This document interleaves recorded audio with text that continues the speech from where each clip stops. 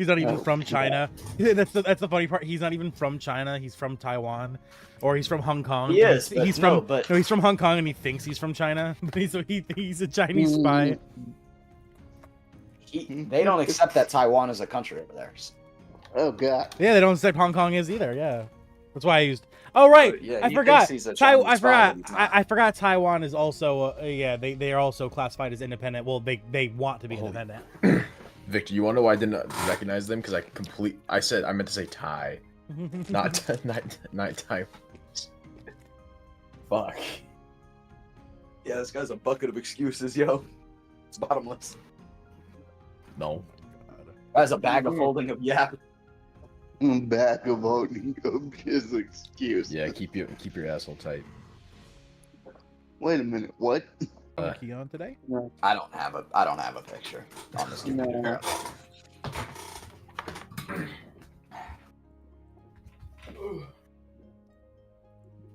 All right, we are ready to rock Here, and this roll. is what he looks like. This is what Potato looks like in real life. Are we? Because we need to switch out the. Oh, images. Right. Yep. Thank you for noticing. That's what Corwin looks like in real life. That's a picture of it. Please open stream now if you haven't already. Make sure to drop a like. Make sure to leave a chat or two. While I get everything else set up today. No green screen today because I got a new recliner for my room and now my green screen can't really fit, so I got to figure out what I want to do. So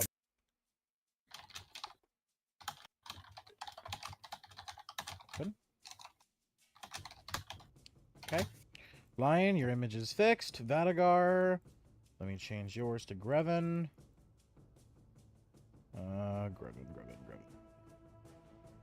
Greven. Open.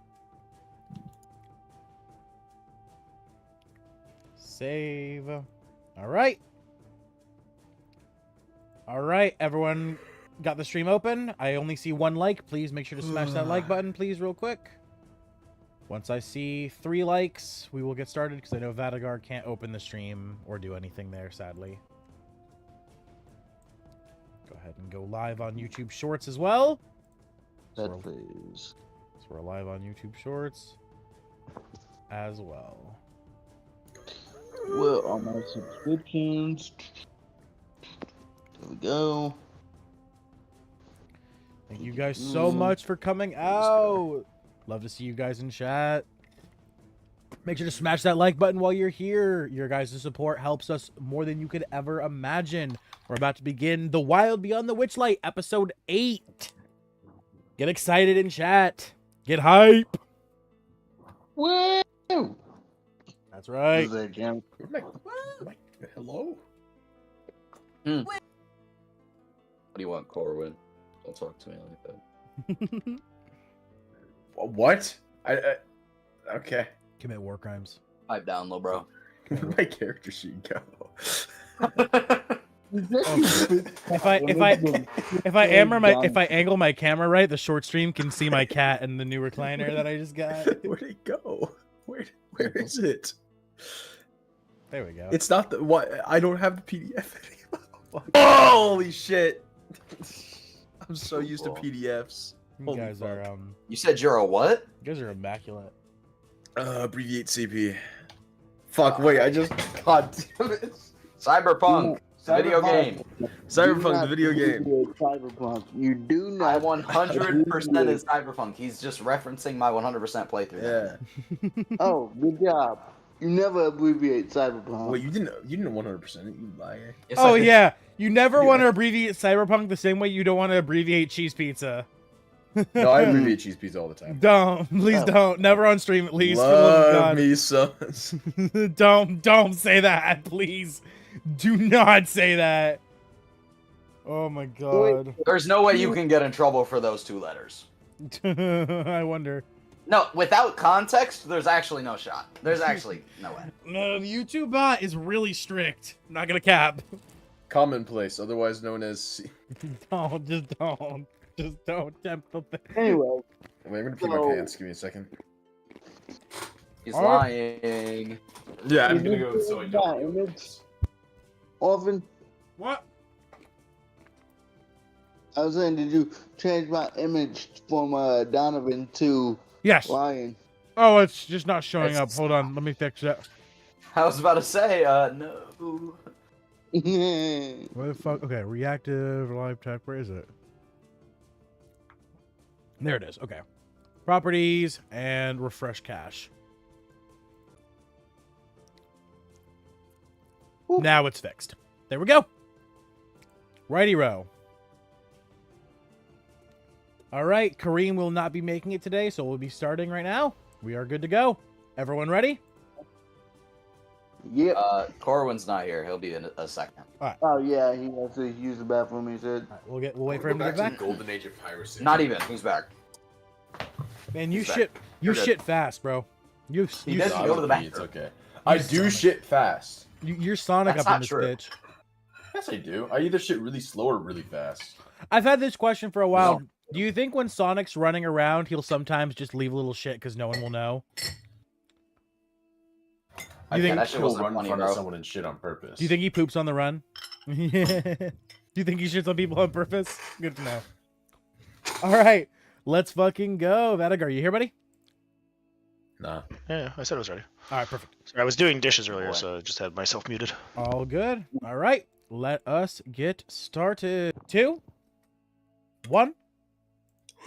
Welcome back, all you beautiful adventurers of the Orphan Guild. It is I, your host, the D&D Orphan, back today with another episode of the Wild Beyond the Witchlight. Our group is back. We missed last week, but we are excited to get back at it today and continue this adventure into the Feywild, where our group left off last session. They had finished some shenanigans, had a little bit of scuffle between the two of Valen and Lion, left the Hall of Illusion after experiencing something unexplainable, made their way to the feasting orchard where they would chow down on some of the best food ever, and Valen and Corwin would become inebriated. And that is where we pick up today's session. Before we do that, though, of course, make sure if you haven't already, please tap that notification bell so you're alerted every single time we upload or go live here on the channel. Make sure to smash that sub button as well. Join the Orphan Guild. It helps us more than you could ever imagine. And tap that like button and leave some comments, or if you're watching here live, leave some chats. We love to see you here, and support is always welcome. With that, let's start today's episode as we introduce our wonderful and amazing players. At the top, and the most cunning of the group, we have Corwin. I don't know if cunning is the word for sure, but Yeah, he's definitely yeah, it's definitely stupid and dumb for sure. I'm Potato. I play Corwin to get that out.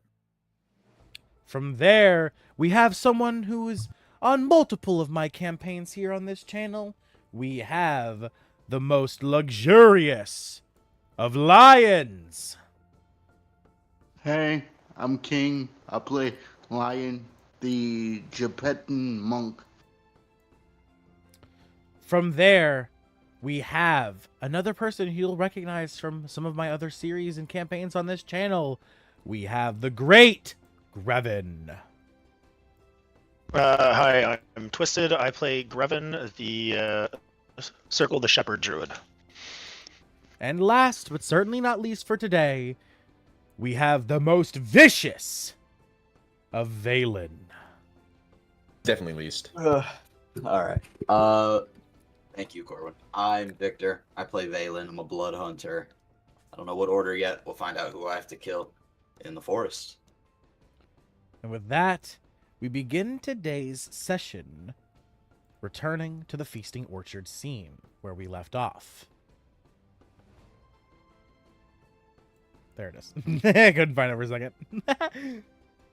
As we cut back to the feasting orchard, we sprout out across a small open section of land surrounded by a mysterious and magical lake. River, not lake. All across the tables, there are many patrons of the carnival currently feasting on a variety of foods, all tailored to their heart's content.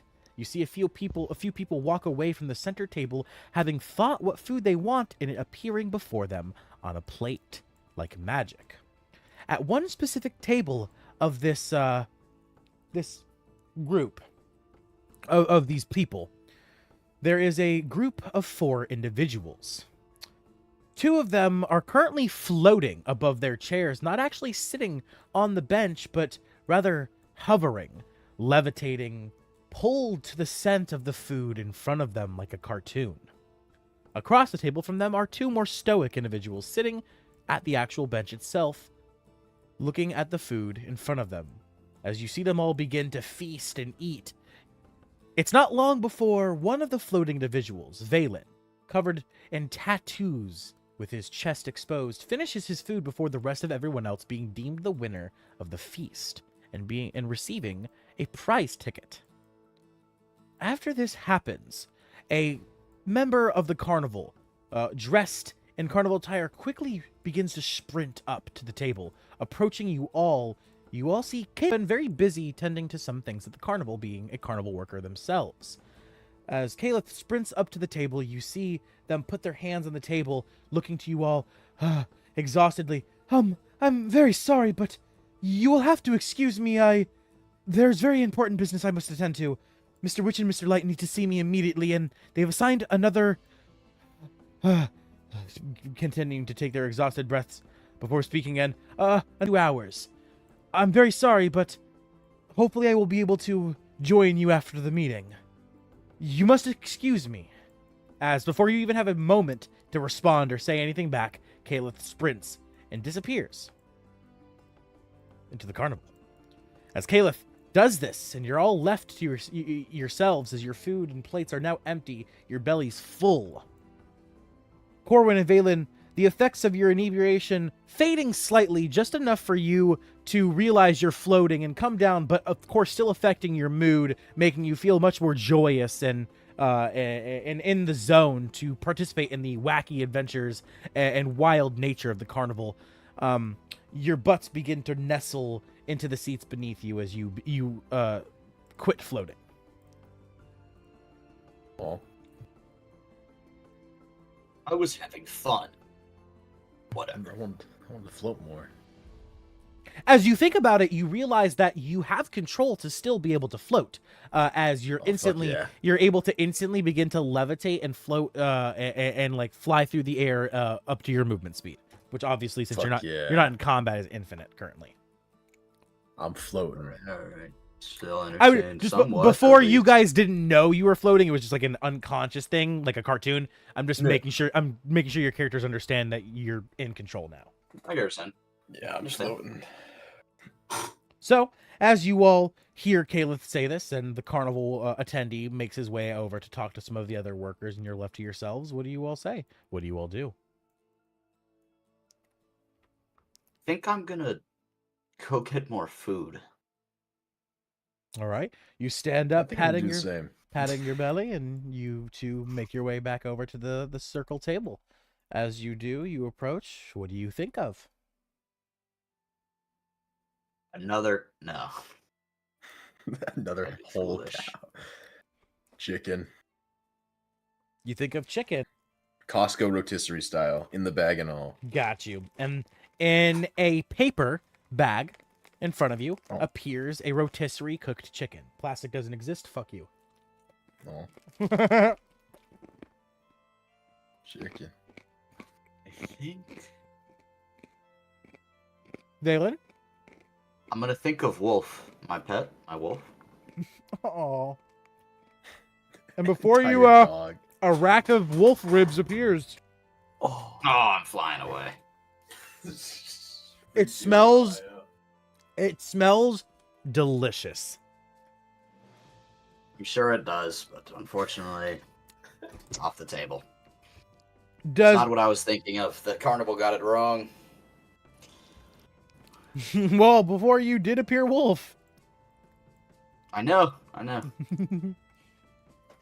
As your disappointment Just gonna settles sit in, down and you make your way back to the table. Grevin and center table, Corwin coming back with a bag full of rotisserie chicken, and Valen approaching, seeming disappointed as he sits down. What do the two of you do? Probably just kind of entertaining myself with the animals, maybe feeding them at the same time. Okay.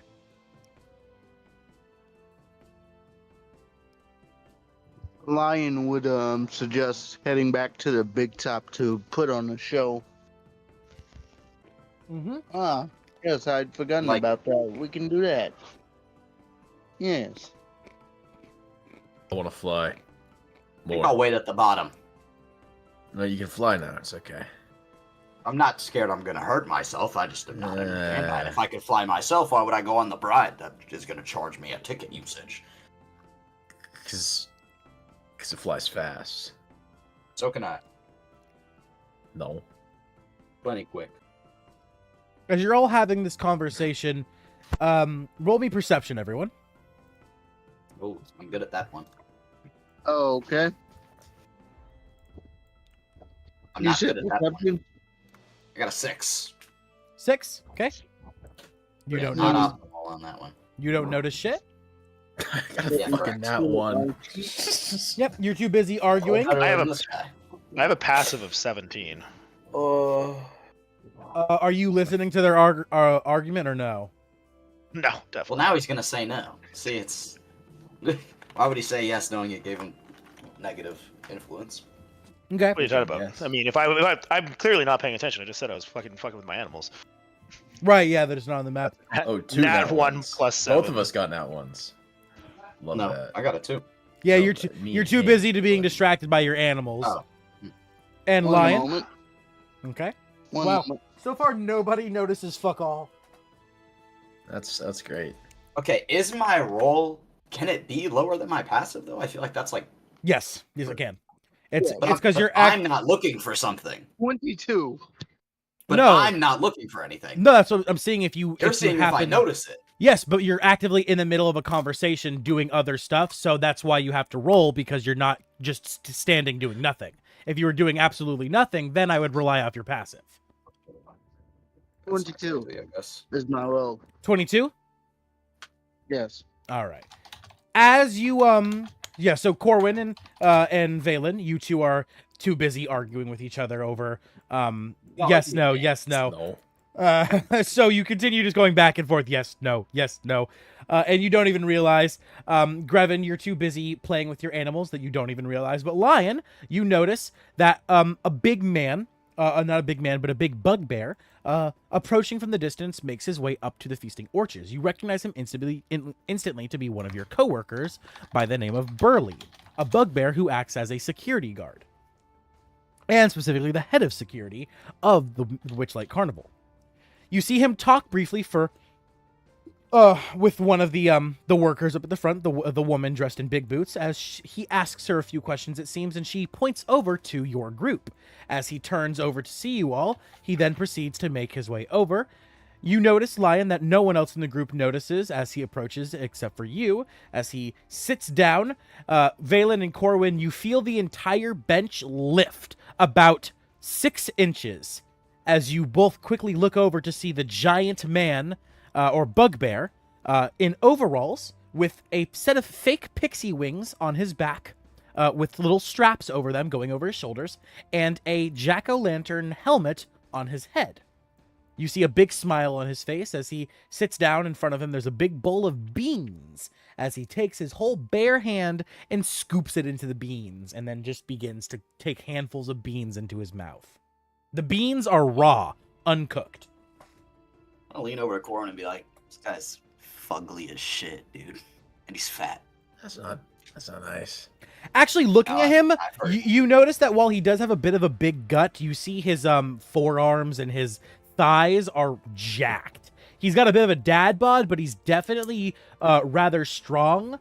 And as for his Superman dad bod. as for his appearance, yeah, he's definitely not very pretty, as he is a bugbear. Most bugbears are not the most handsome of fellows, though you do notice his beard is very, very neatly trimmed.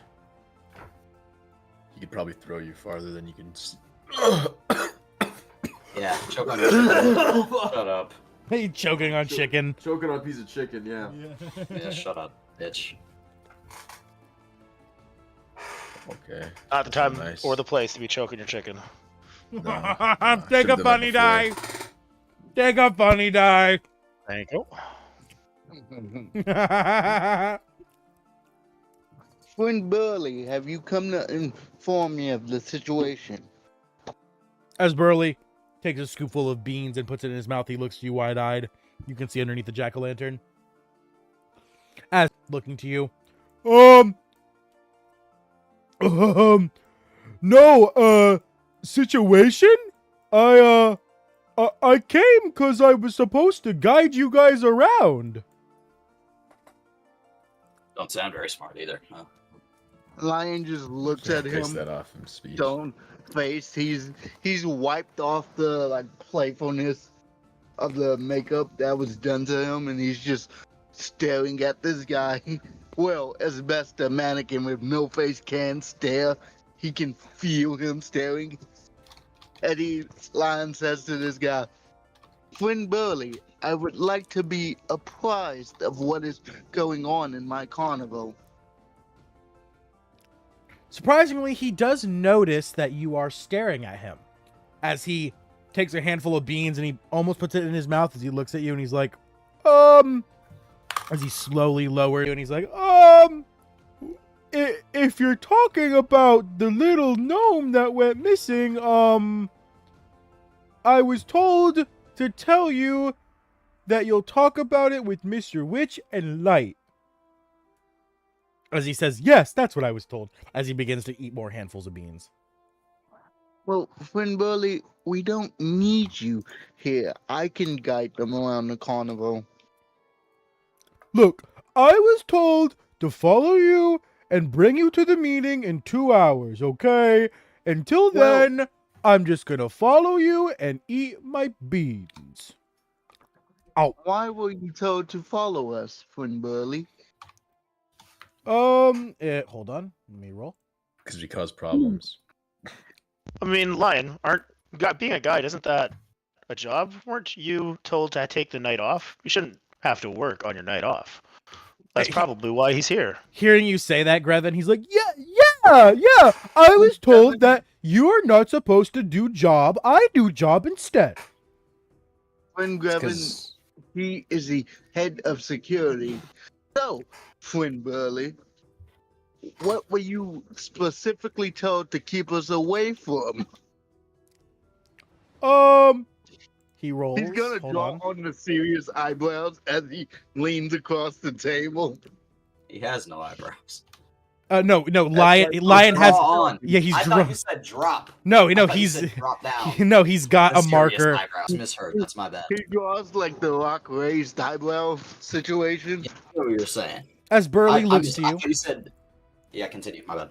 As Burley looks to you, Lion, he pauses for a moment, thinking. You can see his eyes kind of like looking up and around. Clearly, the gears are turning as he finally begins to speak. It's not that I was supposed to keep you away from something. It's just that apparently you've had a bit of an easy time finding problems. Yeah, Valen does that. I am the evermost sentinel of this carnival. Of course I find problems. Why would they send head of security? Well, 'Cause Valen's here. seeing as that you've encountered a trespasser, you've encountered someone going missing, and your group has had a violent interaction, the carnival, Mr. Witch and Light deemed that you needed to be escorted by me. Hey, Which none of those I were my warned- fault, for the I record. warned think all of us those are two about the Shut up, violence. They did not listen. He's not lying. Listen, big man, I'm on your side here. We just need to keep him under control, all right? He just likes to cause a lot of problems. Well, I want to get back to work. I'm just I don't going- like having a day off. I'm just gonna follow you guys. You guys can do whatever you want. I'll just kind of be in the back. And in 2 hours, when it's time for the meeting, I'll tap you on your shoulder and I'll escort you to the meeting place. You know, I want an insight check. So are we heading to the Dragonfly rides then? Yeah. Fish. Yes, but I would also like the insight check. Insight check Go ahead. this guy. Can I do that? Go ahead. All right. Ooh, I didn't know I had that.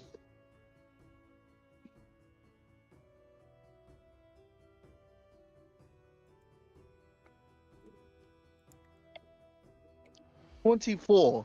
You can tell he is telling the truth. Burley is too stupid to lie. Okay. Damn, that's not nice. So I get that he's too stupid to lie in general. Sweet. That's very valuable. Well, for the record, you believe he's too dumb to lie. He's really, really good at lying. It's So smart. It's not a Anyway. fact. Anyway, I suppose we will be going to the Dragonfly Lights. Okay. Yeah. I guess I'll just follow you guys around as he eats a whole other handful of beans. Eat my beans! As you see him stand up and he begins to shimmy his way to the gate. As he just Those stands beans there, must be really good. standing there waiting for you. You see there's a bowl just right here. He left a bowl. He took one bowl, but he left a second just of Is there a spoon? Yeah. There's a bunch of silverware on the table. You find right next to your plate. There's like a fork and spoon and everything. You grab a spoon, walk over to the beans. Grabbing a bite of beans. Okay. As you scoop the beans, you see they're uncooked. They're just beans. Oh, they're like raw, like just. yeah. Just I'm not gonna eat the beans. yeah, that's what I thought. As you put the scoop of beans up to your mouth, you realize they're completely uncooked. They're rock hard, and you put you grab a single one and you put it between your two front teeth, and you bite down ever so slightly, and you feel your teeth beginning to crack. So you quickly stop, obviously, before I'm anything. gonna suck on a bean. Yeah. Oh, sucking on the bean. You I'm gonna realize. Normal suck the maneuver. bean. You It's a realize good maneuver. that this is a bean you've never experienced before.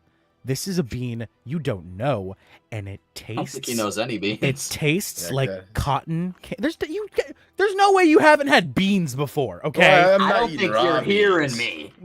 I'm I don't think eating you're raw hearing beans. me. I'm not talking about food, my boy. Oh. Okay. Shut up. Oh right. Okay. Well, as you suck on the bean, Corwin, you find it tastes like I'm gonna cotton. pick up a Suck a bean and bean. flick it at someone. It tastes like cotton candy. I'm gonna grab a pocket full of beans. All right. Same here. I'm looking at you do Whenever this, you by wanna- the way. whenever you and feel I'm like just flicking your bean. confused. Yeah. He's Hey, trying Valen, to these- farm for funny dice. Get out of here. I can tell. These beans are good. You enjoy the beans. No, the fuck they're not. They're fucking raw. They're raw. good You're eating beans. stones. Eat a You- bean. You have a pocket full of Eat rocks. a bean. I'm not eating a bean. Eat a You bean. have a pocket full of rocks right now. They're good beans. Go over there. Go to the door. Walk away. Get out of here.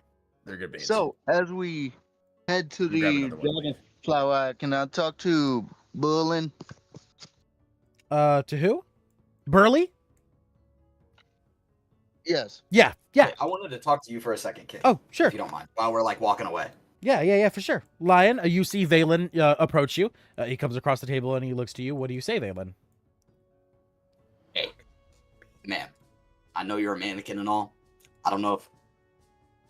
Okay, whatever. Point is, my bad. I don't want to be I don't know you for real, so I'm not gonna attack you like I did. I still think I'm right. I'm just saying I should have kept it to myself. And do you not trust this guy? I saw you looking at him a little weird earlier. Because we can figure some information out if you need to. I can look around. I can get some information out of people. I'm pretty good at that. If you need some Referencing information. to Burley, correct? Non-violently. Yeah, referencing to Correct. Burley, correct? Okay, cool. Just making sure. Lion, you hear him offer this stuff. What do you do? When Valen, I have it handled. I would just need you to keep a tight seal on your own lips. Fuck apologies. I'm leaving. It's kind of an ironic metaphor coming from a lion. It is. Doesn't have lips. Valen, as you leave Lion, looking across the looking across this scene, you see quite a few pretty women. To be more accurate, you see a 8-foot tall giantess sitting directly at the table next to your guys. It's the only woman at that table. You see a stout, about 5 foot, 6 foot tall, blonde-haired woman who is chugging ale over at this table. This woman right here. And then at the very last table, there is 3 women. One who is not a giantess. You can tell she's a human, but she is still about 7, 8 feet tall. You see, there is. Oh, you said her. Okay, you motherfucker! Okay, you just threw me so hard. You threw me so hard, motherfucker. I took it back, and who said anything about changing anything? I'm leaving. I'm not doing this. You threw. Why is this? This is not supposed to be a whole thing. That's why I am. Okay. All right. Well, you realize that probably eating a whole pig in front of a bunch of women probably doesn't make you look that great. So you realize you probably don't have much of a chance anyway. She's bad as fuck, though. All right. Lion, you exit as well, making your way to Burley. And Grevin, what are you doing? Probably already started wandering off towards the dragonfly races. Oh, okay. All right. You didn't move your token. So, all right. Sorry. As you all make your way rides, Lion, you wanted to talk to Burley. What do you say?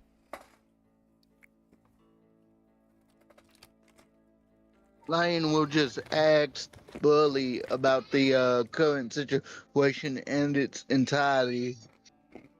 Like, he would say, okay, so we've gotten into trouble. Has there been any more trouble? Okay. Roll me persuasion. How long has Burley been working here? Definitely not as long as you, but longer than Caliph. Okay. Can he get advantage due to seniority of working at the carnival? While you do have seniority, he is a higher position than you, so no. He is your boss after all. You are a security worker, but he is head of security, so he is your boss. He's only head of security because I let him be. He's head of security because he could body you currently. Yes, but I'm also nerfed. I don't have my equipment, so of course he could. And I can't say much. I was told to not talk about it, but there's been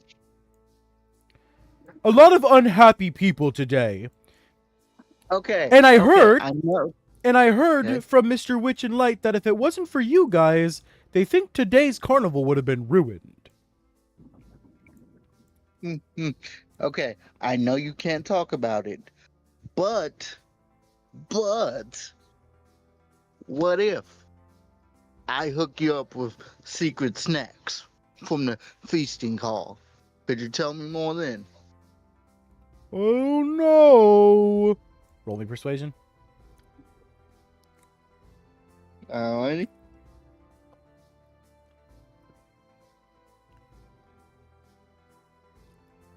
Damn it, 7. I'm sorry, but you'll learn enough soon. Just wait a couple hours. Well, if I gotta wait, there's a chance me and Mr. Witch will be having words, because I don't appreciate being lied to. Don't worry, all will be explained. To be honest, I don't even really know that much. Just what I've been told. I'll never know why I passed up that promotion. Then again, that's a lie. I passed it up because head of security should be at a desk doing paperwork and overseeing the carnival for attraction at the Dragonfly Rides. Indeed there is. That's what I would be looking for as well, like little mini games. I currently can't see the stream, by the way.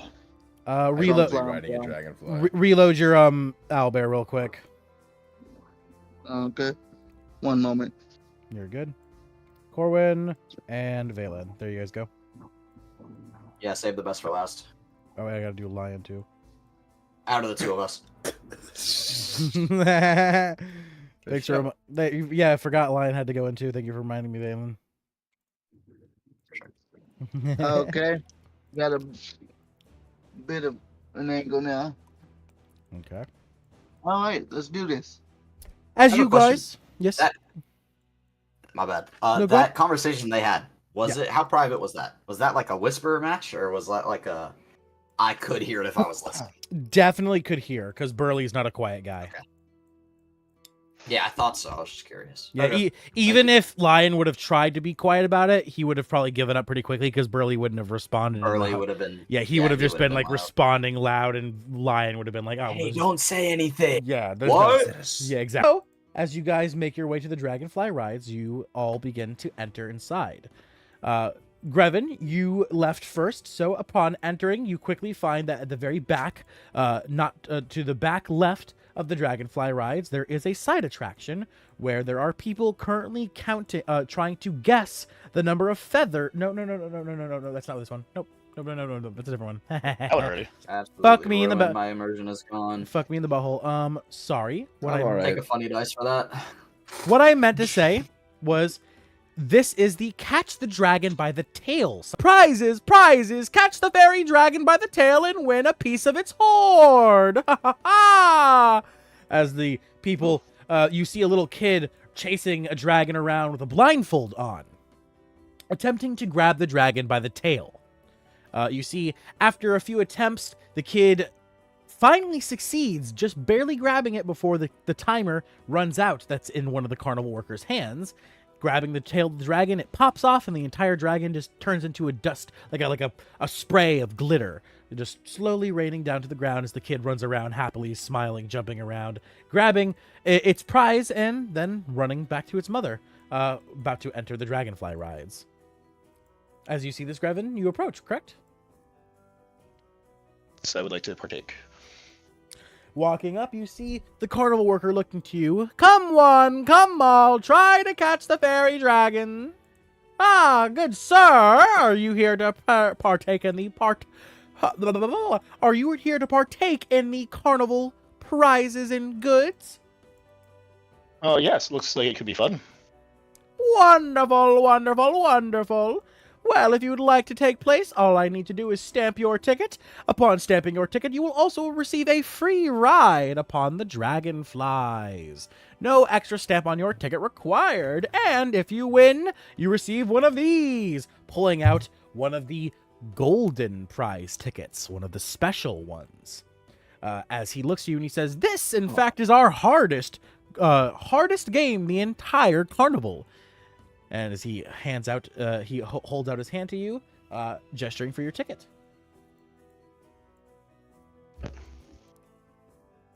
I'll hand him the ticket. As you hand him the ticket, you see him snap his fingers, a magical hole imprinting upon the ticket, as you see the final stamp issued into your ticket, as the entire thing whoosh, vanishes, as it just bursts into a magical multicolored flame in his hand. As he looks to you and he says, "Ah, it seems that was your last use of your ticket for today, friend. Well, here you go." And he hands you the one free ride on the Dragonflies ticket, and he hands you a I blindfold. just had a quick question. I thought in order to stay within the carnival, we still had to have the ticket. Now that I don't have a ticket, does that mean I'll be kicked out? No, you just simply cannot ride on any more attractions, as you shouldn't have been able to get into the carnival without purchasing that ticket. Once you get inside, we know you're fine. As he looks, fair enough. as he looks you Fair. up and down. As he hands you the blindfold as well. Do you put it on? So the thing is, we gotta be blindfolded for this. Right? Correct. Okay. Yeah, well, guess I'll put it on. All right. As you slip the blindfold on, your eyes become sealed off from your surroundings in an abyssal black. But your other senses, your elven ears and your scent, begins to tune. As you hear him clap his hands, and as he does, you hear a jingling and a little roar come from a fairy dragon. As it's summoned... Now, can I look through the eyes of my raven? You're going to attempt to cheat? Would that be considered cheating? I was never told I They couldn't do should have that. known he had that ability when he got there. Really. It's their fault for not checking.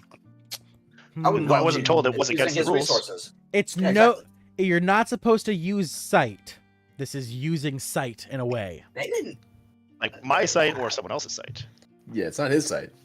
To be fair, Orphan, I get you're Instead trying of to okay, stop so him from instead of cheating, using that, can I have but they didn't Provax? say there Can I was have rules. Provax just communicate to me where it is? So Okay. I wouldn't be using my eyesight. I would just be getting information from my Raven. 3 o'clock. Okay. Yeah. All right. Well, seeing as it's not the carnival workers who are checking for cheating, it's the carnival itself. It's got magic to detect cheating, as everyone was told. It's one of the few rules and shit. So, oh no, you two I'm just weren't looking told. for You two it's a weren't told loophole, shit. right? Yeah, you two weren't told shit. Yeah, that's what- As of Sick. as of it being a loophole, carnival doesn't really do loopholes. It's pretty cut and dry. Isn't it a Feywild Carnival? I feel like there's loopholes It's everywhere. all loopholes. Hey, Actually, Raven. no. Hey, Griffin. In all The- fairness, The if the they be carni- doing loopholes, The carnival then itself, they know. you see the carnival itself is themed around the Feywild. Though you recognized Grevin, that Mr. Witch, when you saw him, he is a drow elf. He is the opposite of the Fey. He is from Oh, the that dark. motherfucker got slaves. He's from the dark realm. Yeah. Okay. So the carnival workers the carnival owners themselves, you don't know about Mr. Witch, but you can assume from meeting Mr. Light that they're both drow elves, which they are.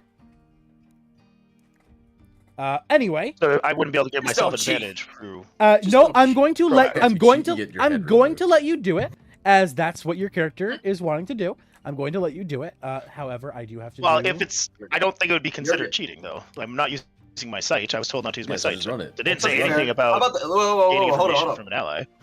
Hold up. Just run it. If it's cheating, it's cheating. But you don't know whether it's cheating or not. Exactly. So So try it go- if you that want shit. to. roll. I Go don't ahead. think that's crazy. I get what you're saying. Though. Perception at advantage. Well, if this is considered cheating, can I roll like an intelligence check to see if I But you would don't- know if it's cheating? Okay. Yeah, you could do a rationale. A rationale check is fine. Was that just a general intelligence, or is it something like a I would say general History intelligence. history wouldn't or be crazy. intelligence? General intelligence, because you don't really know much about the carnival itself for a history check or anything like that. That is a 7. 7? Yeah, it honestly thinking straight, but yeah, you don't really think it's too bad of an idea. Yeah, so I'm rolling what, perception at advantage? Perception at advantage. Watch him still fail it. We got a 4. Ah, I okay. don't think that's A nat 20. Nat 20. All right. Well, attuning using your Raven to communicate, you're instantly able to find it within a millisecond of the game starting. You're able to locate it directly behind you as you quickly reach your hand behind you and you pluck its tail from its back. As you do this, I make a roll.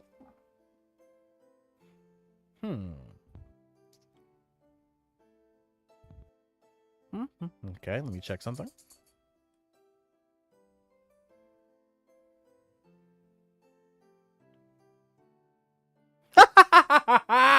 Okay. As you do this, and you snatch the tail from the fairy dragon, you begin to remove the blindfold from you, and as you do, Valen and Corwin, you see a poof of pink smoke appear right in front of Grevin's face. And it happens right as Grevin is pulling the blindfold off of his eyes, and in front of Grevin, a floating glove puppet in the shape of a wizard appears. He looks at you and he cackles. No cheating, youngster! As he smacks your nose with his little puppet hand, and for 5 minutes, you are turned into a floating puppet. Okay, then I'll ask him. I'll be like, "What do you mean no cheating? I didn't cheat. I didn't use my site." No. It's not just your sight. There's a reason you're blindfolded, and you can't do this game with a friend, after all. That wasn't explained to me in the rules. I think I deserve a redo then. As the glove puppet turns around, looking to the carnival workers, as it looks at them, it says, "Did you guys tell him he can do this with a friend?" As they look at the glove puppet, and they're like, "Well, no, but we didn't tell him he couldn't do it with a friend as well."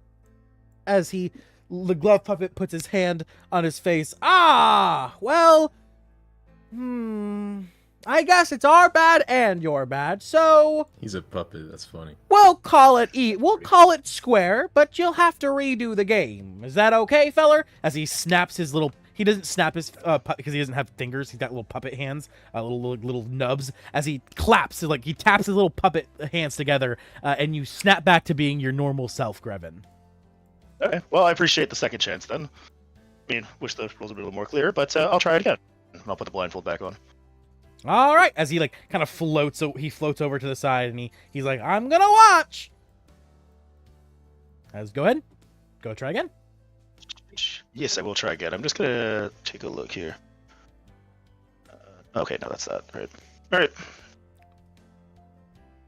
It's fucking 9, but I'm gonna roll a funny die, which is what a D what in this campaign. Currently it's a D6. 11.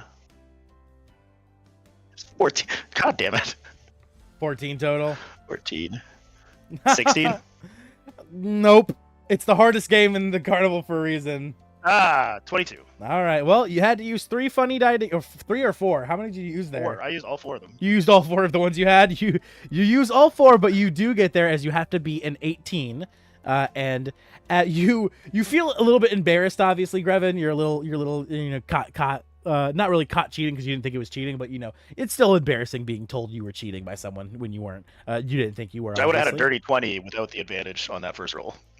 But you, regardless, at first, when the carnival announcer says, "All right, it's time to go," and he claps his hands and the dragon appears, at first you really flub it. You're not doing great as you're trying to get a hold of it. You hear it flying around you. You can smell like the scent of like poppy seeds and cinnamon. At the last second, as you're hearing him counting down, 3, 2, 1, you snatch it right out of the air, grabbing its tail.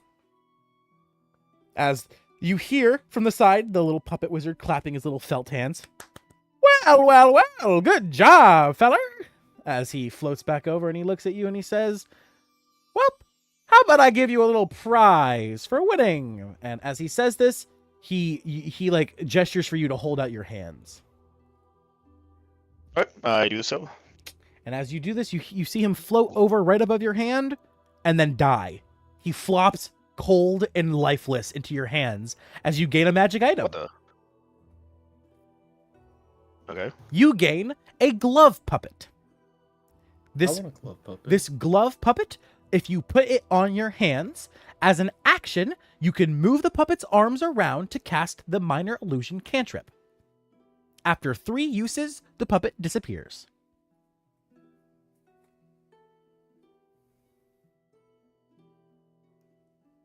And as he falls lifeless in your hands, the carnival worker quickly walks up to you. Worry not. He's fine. Actually, that wasn't his real body. He's actually Puppet died. he's a wizard that works for the carnival and has multiple of those puppets that he uses as his avatars. They float around, making sure people don't cheat.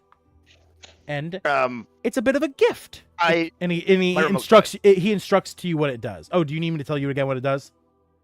Yes. Okay. You said it was a glove puppet? Yes, it is a glove puppet. The item is called glove puppet.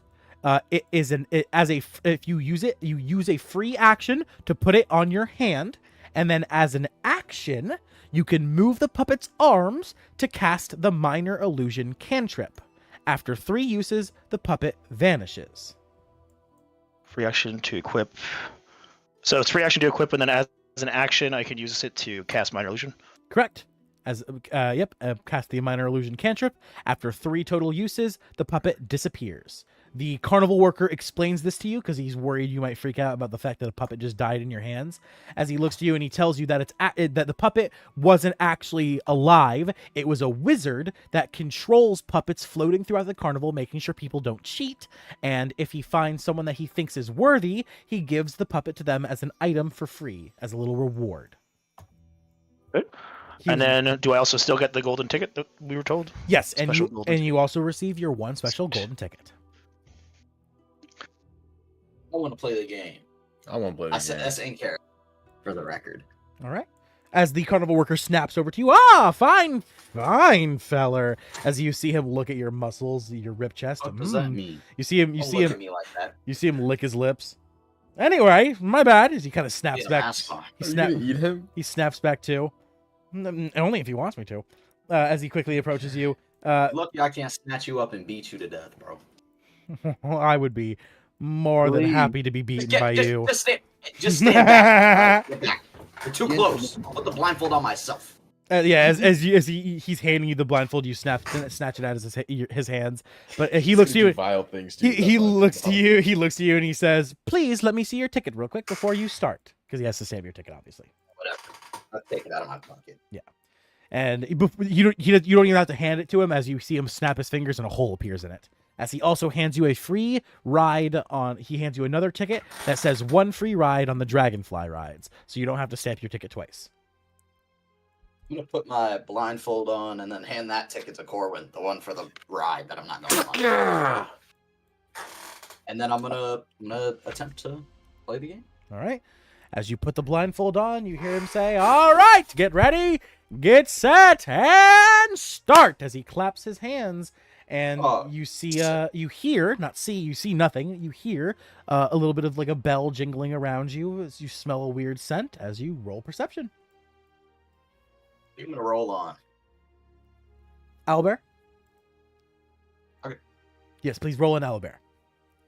Yeah, I can do that. 18 plus 4. Oh, all right. Almost instantly, as the bells begin jingling, you're able to triangulate the position of the floating fairy dragon, and you just plunge your hand through its whole body, grabbing its tail, like you plunge your fingers through its face, through its body, and you grab its tail through the other end, ripping it out the other side as the whole thing turns to pink powder. And as you remove the blindfold, and you see the tail in your hand, you see your whole hand is kind of covered in pink, like, glitter now. I'm like shake my hand off the feather with it and like hand it to one of the guard guys. Yeah. And as you hand it to him, "Wow, good job!" The other one approaches you, as the other one is handling some other shit. As the one looks at you, he says, "Very fine job indeed," and he hands you a golden prize ticket. How many times can I play? As many times as you'd Just like. the regular one, though, right? This is the special golden prize ticket, right? Yes, this is the special golden prize ticket, correct. Yeah, it's different. As he Like, looks one to more you, time. Just one. he looks to you, Wait, and he says, Corwin, do you want to go? "As many I wanna times go. as you like, you can stamp your ticket to continue playing, though it does cost a stamp All right, per I'll play game." again. All right. Here I you want to go. I'll take As it. he snaps his I don't give a fingers, fuck. he snaps his fingers, and another hole appears. As you quickly All right, you put the blindfold black. Yep. Blindfold back on. all right, and you begin to hear the bell jingling around you, the scent swirling around you. 14. That fails. Okay. As you hear the bell jingling around you, you lunge forward trying to grab it, but you find nothing in your hand. You take a breath in through your nose, thinking you've caught it, but once again, you find nothing, and after 30 seconds, you hear 3, 2, and 1. Time's up, as the dragon vanishes into thin air. Tragic. Did you get another free ride on the Dragonfly? Yes, On the dragon. Did I? yes, I yeah. thought He that's hands you another free dragonfly ride. Yes. And I'm also gonna hand him the blindfold as I walk away. All right. Away. Okay. So I just gotta grab it. Indeed. Once you put the blindfold on, I'll give you a countdown, and you must try to use your other senses to find it. All right. I'm gonna put the blindfold on. Let's. Can I sabotage him? Fuck, you don't need to. That got a 6. Okay. Maybe it's because I sabotaged you. Let's see it. A 6. Oh, a Oh, 6? yeah, your rolls are wait, still let me. private. Oh, it's Just still no. You roll a 6, Okay, buddy. It's a 6. It's a 6. I As- didn't unprivate it. As the challenge begins. There we go. Now I can see the roll. Come on, buddy. It's a 6 again. It's a different roll. Oh, that's a second roll. That's 2 6s in a row. Yeah, you try desperately to grab the bell jingling around you. Attempting Ooh. with all your might, you follow your nose, your ears, all of your senses that you can, but you hear 3, 2, and 1. Better luck next time as the dragon vanishes. Failure. At least you Failure. got 3 You're rides right. and the dragon flies. I would like to play, friend. I'll hand him. I'll toss him the blind. What was he? Okay, is I feel like if he can play, then Brevin should have been able to play. Because he doesn't have eyes. He sees through other means. Is that okay? He Under the can guards. still close his... Okay, Lion doesn't have eyes, but he can still close his eyes. He's got 2 I was like talking little to the guards. dots. Yeah, he's got 2 I was talking dots. to the guards know that. Yes, they're... It's like he yeah. works there. That's what I'm saying. Yeah, Lion's one of the oldest workers, so they would look to you and they would... That's what I'm saying. They would look to you and they would say, "Fear not, my fine friend, for Lion is a man of integrity, and though he does not have Which eyes..." one said that? Was it the gay one? The gay one, the very Yeah, gay okay. one. Yeah. The very gay Alright. one. The one that wants you. The one that wants you He added bad. the fine at the end. We didn't need that. He doesn't find shit. Yeah, pretty much. But he assures you inhibit him from seeing. All right. Well, you carnivals, you all go to work for yourselves anyway, so do whatever you want. Anyway, how big is our field of play, friend? It's literally these 4 squares, so it's 5. It's like a 10. It's 10 foot by 10 foot. Wheat. Lion has an extended reach ability. Okay. Can It's finding it. My bad. Continue. he has extended reach? Okay. What's I'm confused. What do you? So what's the ask? What are you asking for? I want to basically lengthen his limbs to cover 10 feet and attempt to use touch by essentially spinning in a circle on top of using my hearing to try to reduce the difficulty. I get what you're saying. Modifier? Perception mod is +3. +3.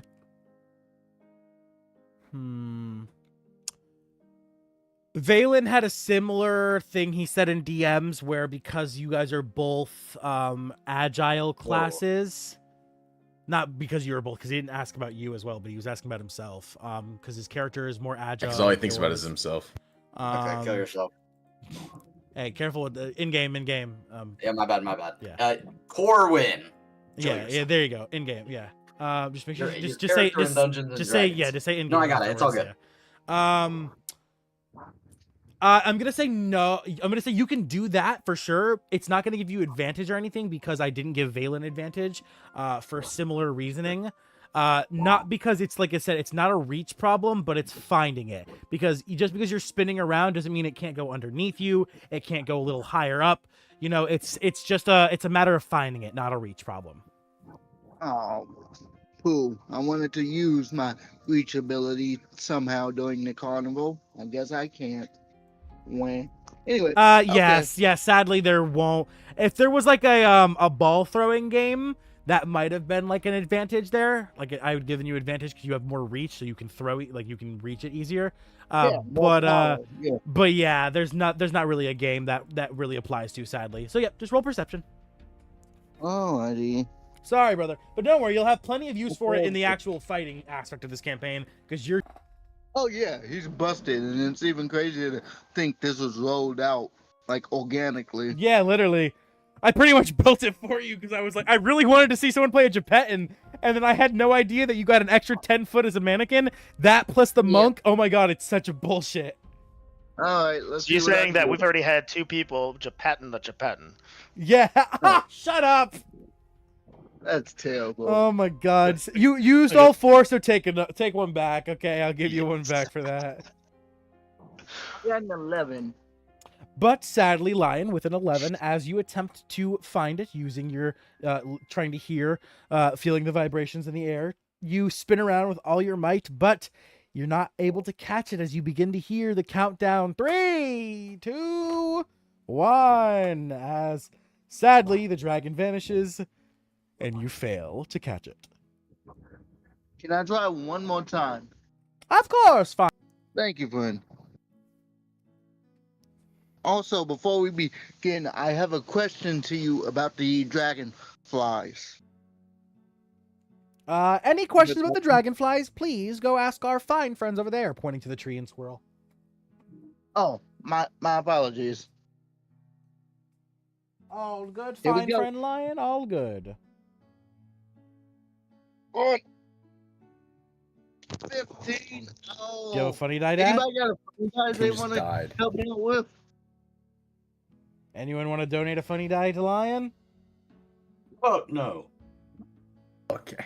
It's all I for have mine. one. That's not happening. Hold up. Wait. Will he know? Wait, he won't know. Never mind. What do you mean? Lion won't know that shit.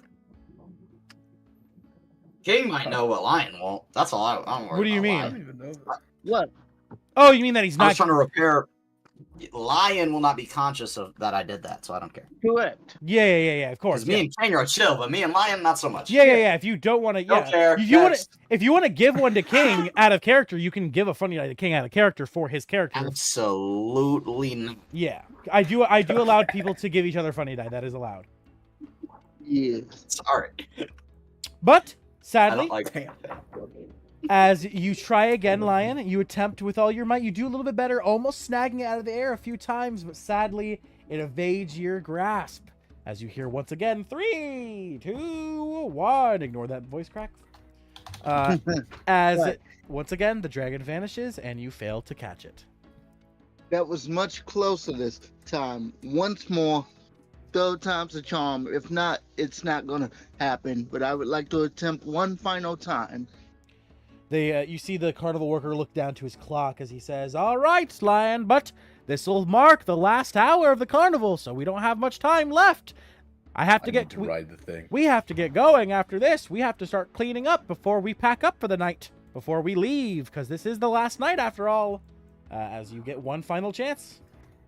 Wait, would it be time for the dragonfly rides? No, you're good. You're good. The dragonfly lives take place whenever you want to. You just go up there and do it.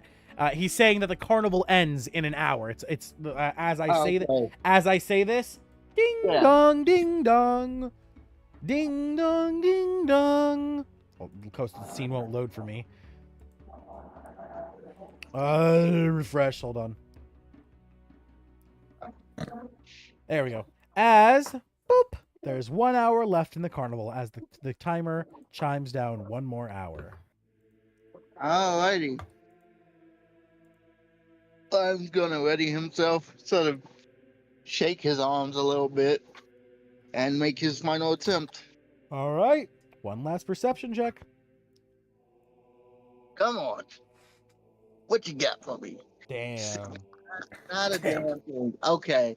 Well, I'm going to talk to the lady about the flies. He will take the blindfold off and politely give it to the fly or game show host, Okay. essentially.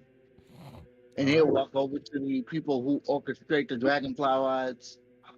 As you approach, you see Valen and Corwin are currently are a little bit ahead of you as they approach as well. Valen and Corwin, what are you? And two I would have doing? been approaching as well, sorry. And Corwin as well. I need to ride a dragonfly. I'll just be here while you guys do that. Don't worry about me. I'm not going on that creature. Yeah, I'm just gonna pull my ticket out, walk up to the clown guy or the Here. 3 dragonfly. The tree, Where? Yeah, the tree. the Ent. I'm walking up to the tree. You walk up to the Ent. Yeah, that's He's definitely. one of the tree folk. He's an Ent. He's specifically an Ent from the Feywild. As you see the tree looks to you, and before the tree even says anything, you see the squirrel crawl down from one of the branches, looking to you as he aims his little pistol at you, and he says, "Hold it there, partner. Where you think you going?" I'm gonna ride a dragonfly 3 times. Ah, you got the funds to do so? I'm gonna pull out the 3 dragonfly tickets. I really want to fly a dragonfly. Very good, feller. Seems you're a mighty fine, skilled catcher. As Nope. I lost. he chuckles. Well, anyway, Only one ride at a time, so if you want to ride 3 times, you'll just have to come back 3 times. As you see him cock back the what's it called, hammer of the revolver, and he pulls the trigger as a little acorn shoots out of the revolver, hitting one of the 3 tickets in your hand, and it turns to dust. As you see the tree, the roots of the tree begin to like Look at the acorns on this guy. the roots of the tree begin to like come out of the ground as you see him slowly scoot his way over, getting out of your way. Now you're As shooting nut at me. As the ent looks to you, it says, "Please enter." All right. As you I head need to on ride side a in, Lion and Grevin, what are you two doing? I'm also going in. Yep. All right. Following directly behind him, you approach. As the squirrel sees you, he says, "Hold it there, hold it. Before you go running in after your friend, do you have a ticket?" Still on the voucher. As he sees it, you see him do the same thing, pulling the hammer back, shooting an acorn out of the revolver. It hits the ticket, turns to dust, as the tree allows you to enter. Perfect. And lastly, Lion. What are you doing? Friends, how are you? Ah, Lion. Yes. You- Fine. I have a request. What would that it's my be? day- So, it's my day off. I'm still not sure what a day off is, but this is it apparently. It's been something. And I attempted to catch the dragon's tail. I failed. I don't know if I told everyone, but someone stole my gift from Creator Alberto, and my mind has wandered, nullifying some of my listening skills. That's But too bad. I have these extra tickets, and I was wondering, since my band of merry misfits orchestrated some infractions earlier in the day, if I could take up some dragonflies, or take up 3 dragonflies in an effort to put on a bit of an aerial show, and he'll lift his pants leg up and show he's got his boots of flying, or feet of flying in his case, You're gonna since flash his him. wing boots are his feet. Showing a little bit of ankle. Little bit of grippers, yeah. Anyway. So Just trying to hitchhike. Stick your thumb out. Show a little bit of ankle. Yeah. he's going to ask if he can put on an aerial performance with some dragonflies. They look to you and they say, "If you want to, I mean, it doesn't seem to be a problem. We only have 3 dragonflies currently available after the 2 your friends are using, so it works semi-well, but don't feel the need to do so. After all, I heard you and your group actually managed to keep the carnival quite in high spirits, which is always finely appreciated, Lion." Yes, well, you know us. I've been here century. I always want to go out with a bit form. Earlier, I was working security, so this will be my performance. Very well, Lion, if that's what you want to do, buddy. And it may give the carnival an extra nudge. I don't know, but if not, at least the kids get a fun show out of it. As for the tickets, do you still have that Deadeye ability? And he looks at the squirrel as though he's about to throw the tickets in the air, so he shoots all 3 at once. You see him spin the revolver around and say, "I don't know, you ask me," as he catches the revolver as it's spinning in his hand, shooting it directly up. It hits this archway above him, ricocheting, coming over here, hitting this fence, ricocheting, going directly past in between you and Valen, going all the way over across the lake, hitting a lamppost on the other side, ricocheting, going all the way back around where you see it hit one of Rickley's metal cuffs, ricocheting all the way back, hitting one of the acorns on the Ent's branches, knocking the acorn off with another acorn. That's nice. But can you do this? And he throws the thing. And breaking eye contact with you, you see him spin the gun around, shooting all 3 bullets directly behind him.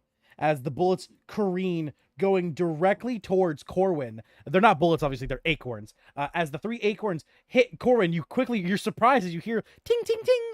3 little acorns hit your shield, ricocheting off your shield, bouncing directly this way as they then slide and go up the ramp of this tarp roof, going into the air, so high into the air that they disappear for a brief second, and then plummeting right back down, all 3 acorns hitting each ticket as they're slowly descending from the air. You gotta show me how to do that one of these centuries. You gotta. We'll see. We'll see. All right. As they gesture for I you to enter. assume the dragonflies have been informed. Worry not. I've already sent a message to the worker. Good, good. Thank you. And he will head inside. All right. And lastly, Valen, the squirrel sees you approaching and says, didn't take you for the kind who would be interested in the ride. I saw you standing over there by yourself for a bit. Yeah, I'm not interested. Can I go talk to one of them real quick? I'll be right back out. I wouldn't want to break any of the rules, but I do need to have a word with somebody over there. That's fine by us. Your aim's just fine. I can't run from you, so. They're only acorns after all. Worry not. As you walk past him. Hey, King. Lion. Lion. Sorry, yeah, sorry. My bad. Hey, Lion, can I talk to you for a second? Need for Valen. Just come over here. He walks over to him. Yeah, so if you want me to be quiet about what happened in the illusion house, don't take credit for it. We all know that you were outside when I was attempting to save the gnome. So I'll be quiet for you, but you didn't do anything. But he was late. You were outside, if I remember correctly. He cocks his head. I don't know what you're talking about. I honestly don't. You do. So you do. You. No, I'm confused too. Out of character, what are you talking about? I'm very confused. At the gate, he was like, "Oh, yeah, we helped. You know what I mean? That was the group that you know what I like to do as a security member. You know what I think he's meaning that he's the one who told Ryan. I guess you could say that. Confused as to what he's talking about, but if it seems like he was taking credit for anything, he wasn't. Okay? I just said it out loud. No. Yeah, he's definitely not taking credit. Vadagar, you didn't think so either, right? I'm not. No idea what they're talking about, yeah. Yeah, I didn't think so. Okay, listen, one last time. If it's still crazy, I'll just drop it. No, we get what you mean. You thought that Lion was taking credit for something that he didn't do. No. This is why I'm saying he's taking credit. Not that I'm just saying. Just one time. Yeah, I think he just meant that he was the one who alerted the person, as in helping. He didn't mean that. Are you talking about when I was talking to the bugbear? No, when you were talking to the squirrel or the tree or whoever said, "Oh yeah, I heard you guys help the carnival stay in a good mood," and then you were like, "Yeah, you know what I like to do." You know what I mean? Like you. No. Before, okay. Just tell me in character. Just tell me in character. Yeah. Just tell me in character. I'm not mad. Out of character, I don't care. Okay. I was so confused too. Clarify in character. Okay. Thank you for clarifying out of character, because me and him were okay. Lion, in character, go ahead and explain now what you meant. Yeah. Okay. Yeah, and he's just gonna cock his head and be like, "No, friend Valen, I wasn't taking credit for anything. At the end of every carnival, I like to do something with pizzazz, with spectacular style. So if it seemed like I was taking credit for anything, I wasn't. I apologize, but this is a regular occurrence for the carnival. Since I've been here, at least. It's more of a performance, but thank you, sir." I'll just wave a thank you to the squirrel and wait out here. He tips his top hat to you. Lion scratches the back of his head as he walks over to the worker. Meatbags are weird, he'll say to himself internally. As instructions on how this goes, as I will now do the carnival worker. As the carnival worker looks to you guys, you hear him begin to explain to you how this works. All right, step on up and I will assign you a dragonfly. They have a predetermined path that they fly around the carnival. If you wish to steer them off their path, you may, though it can get a little bumpy. So do expect a little bit of a fight. However, even if you begin to lose your balance, they will simply descend to the ground and land safely. So you need not worry. As he claps his hands and 3 dragonflies begin to fly over. You see the multicolored dragonflies land standing atop the water like Jesus. They're large, hexagonal, hexagonal eyes, buggy, staring off in all different directions, as you see little saddles rested on each of their backs. As they land in the water, the carnival worker says, "All right, choose your dragonfly and step on up." I want this one, and I'm immediately just getting on it. All right. You hop on the dragonfly. You find that it sits underneath you perfectly with ease, no problem at all. As it begins to slowly beat its wings, getting ready to fly. As Grevin, you hop on yours. It does the same thing. Would like to give me a second. Where is it?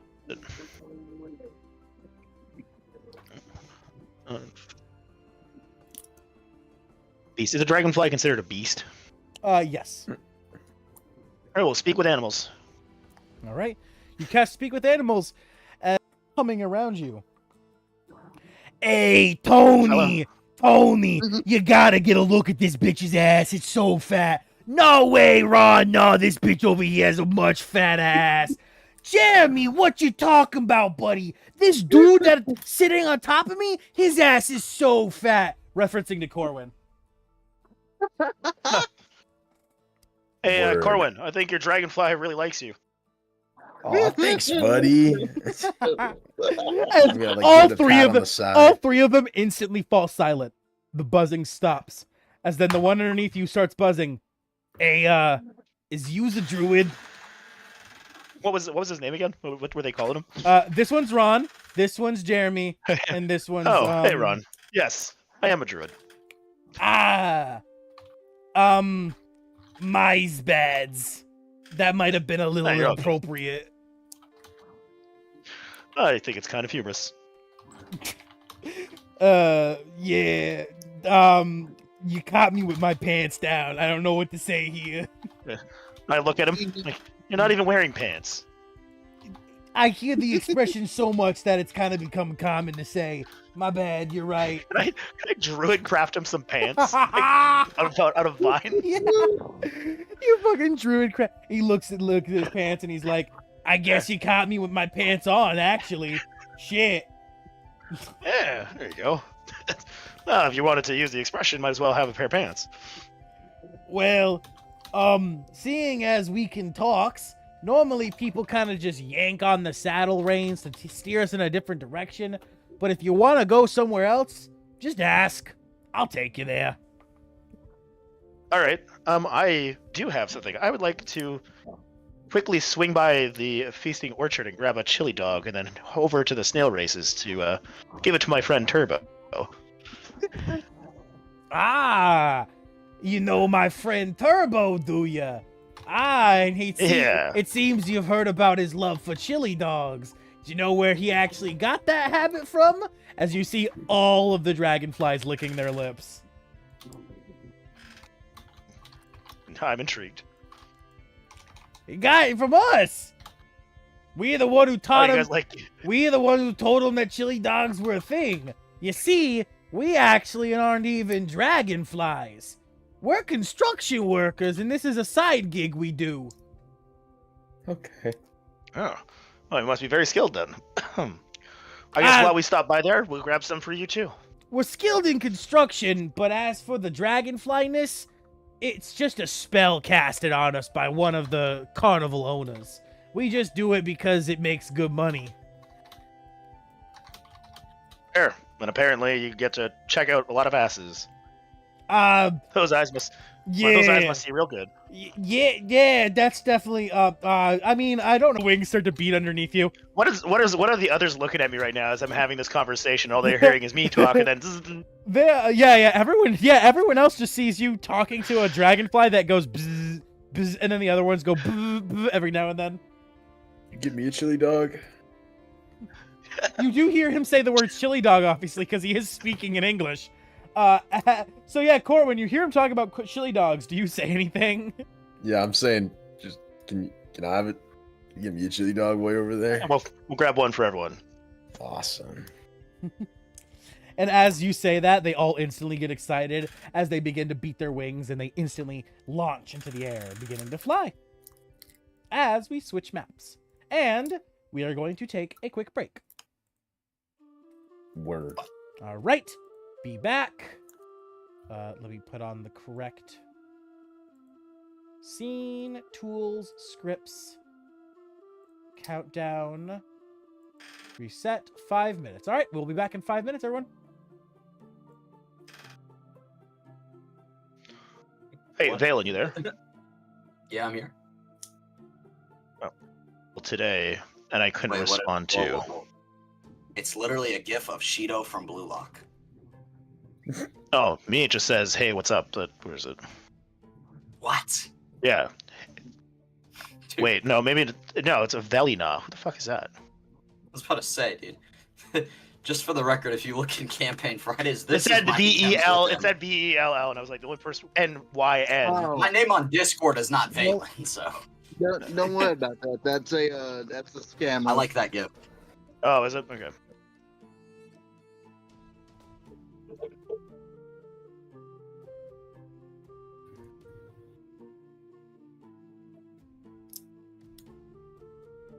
Woke up at How do you report 5:30. I was people? like, all right. What's that? Yeah. Yeah. Yeah. How do you I was about to say, I sent him a report them? gif of Shido from Blue Lock, but How do you report them? I don't know how to do that. right. It'll be at right the top of your Discord conversation. Green and red. Yeah. Red Oh, being- report spam. Yeah, it's right there. Orphan, since you're still here, I need to talk to the carnival a little bit. I need Well, when we're done. Yeah, I'm letting you know. I'm letting you know before I take off.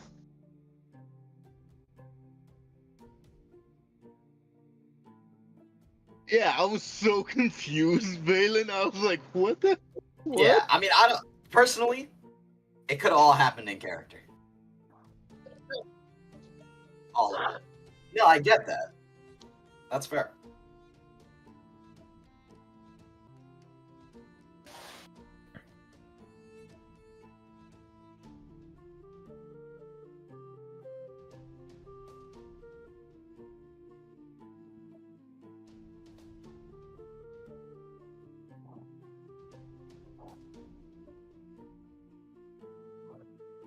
Yeah, no, I get it. I think that would have significantly dropped the mood, though, to be fair. If the gnome was a more public matter, I feel like that would be a lot more. I feel like that would definitely lower the mood, to be fair. Well, sure, yeah. Yeah.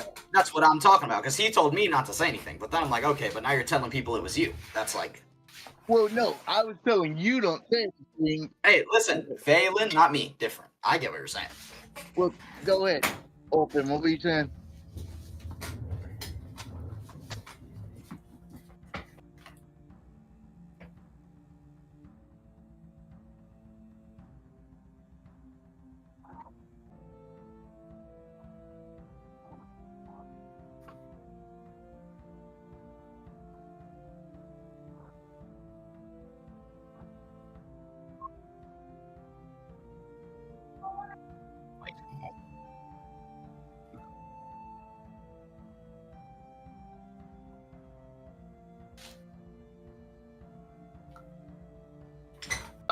Like I said, I get what you're saying, fully. Yeah, But I don't and have that information in you character. I have give no away fucking idea. plot I've never even talked to one of them. So. Yeah. I mean, Lion literally gives away prize tickets. Like Lion was explaining to Valen. I do a performance, or I try to do some sort of final performance at the end of every carnival.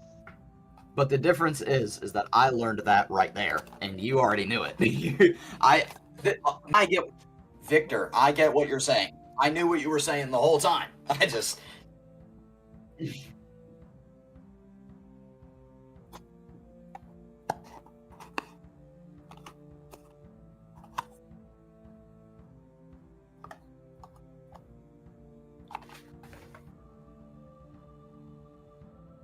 Yeah. That was.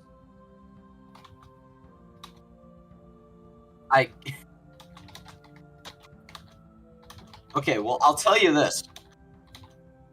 You wouldn't have taken him out of away Exactly. from I'll tell you, characters. but they don't. You wouldn't have done all I'll that tell in you this. character. I'll tell you this, Orphan. I'm never gonna do that because I'm not trying to break character. If I say something, it's Valen. If it's a more personal thing, you're gonna get a message. King's gonna get a message. Somebody's gonna get a message talking about, oh, I actually don't know. That'll be a question for you. If I say something in character, it's in character. If I say something during the game, it's in character. Just for me, if I say something and it's not purely out of character, and you'll know just based on how if I say, hey, Orphan, or hey, whatever the fuck, King, or a potato. No, I get that.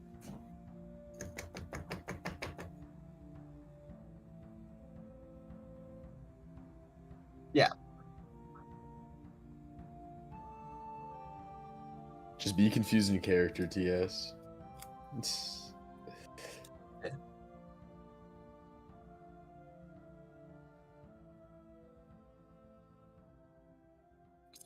That's what I said. I said don't take credit for it, though. That's like...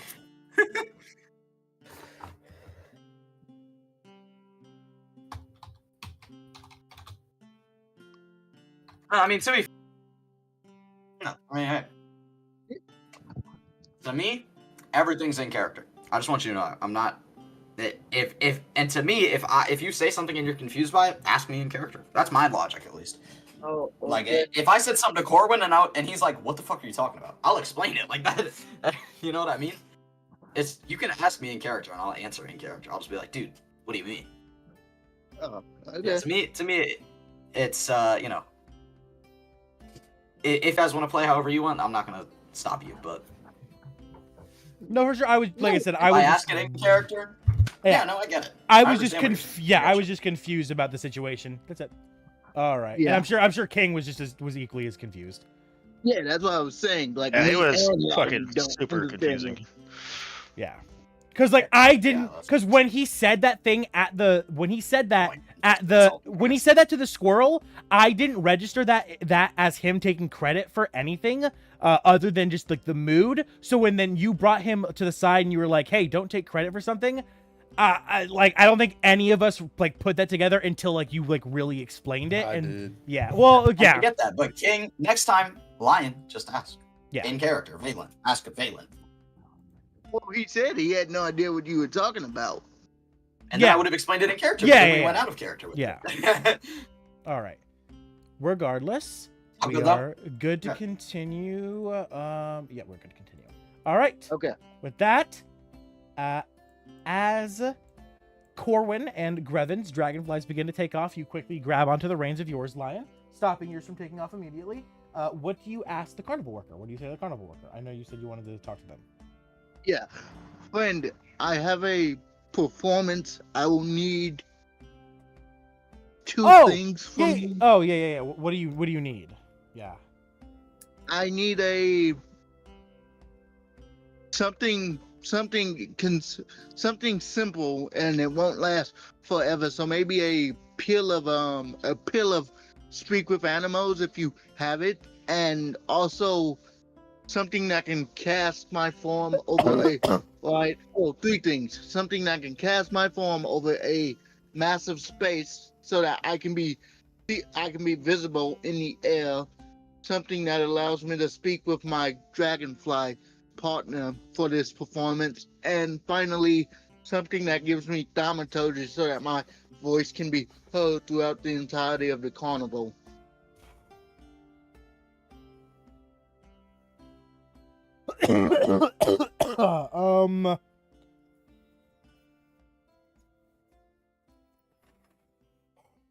Carnival worker looks at you. He pats his pockets. He reaches into his pockets, pulls out a ball of lint, and looks at you and says, "I've got this."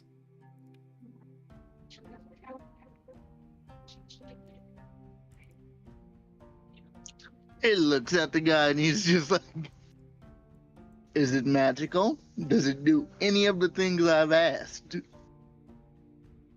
It's got 50 cents in it. As he looks at it and then gestures it back to you. Do you have a contact ticket for some... This is very important to me. Give me a moment. Let me, You see the carnival worker run down the dock, run into one of these, like, shacks over here. 30 seconds passes. Silence. 30 more seconds passes. Suddenly he comes walking back out, but he's stumbling now. You see he's, like, walking funny. His mask's kind of sliding off his face. He gets Just to the go dock. down there for a quickie. He gets to the dock. He's hiccuping. No, I couldn't find. He hiccups a bunch, and then he stops, collects himself. I couldn't find any of the things you asked for, but I did find this.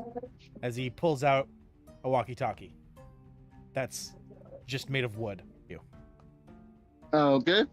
He picks up the walkie-talkie and clicks it on. You see magic runes and sigils begin to light up across the carved wood, as suddenly you hear on the other side of it, "Hey! Taco here! Who's this? This is live for Hello. emergencies." Hello, Taco. This is Lion. We do have a bit of an emergency. Oh God, what did your group get into this time? Nothing. Listen, we actually have Burley here with us if we get into anything, and he's head of security because I keep passing up the promotion. Anyway, as you know, as you may not know, I like to do an end of carnival performance, and I need some things to make it possible. Oh God, Lion, buddy, you still think you passed up on the position? You know what? I do this. Let's not have this conversation again, pal. What supplies do you need, buddy? It's clear you guys have had this conversation a million times. Many times. But yes, I need something that gives me thaumaturgy, something that lets me speak with animals, and something that projects my form so that I'm visible from the sky. Invisible or visible? I'm confused. Visible. Something that makes him appear giant so people can see like his hands and stuff. We're eating in 1 hour.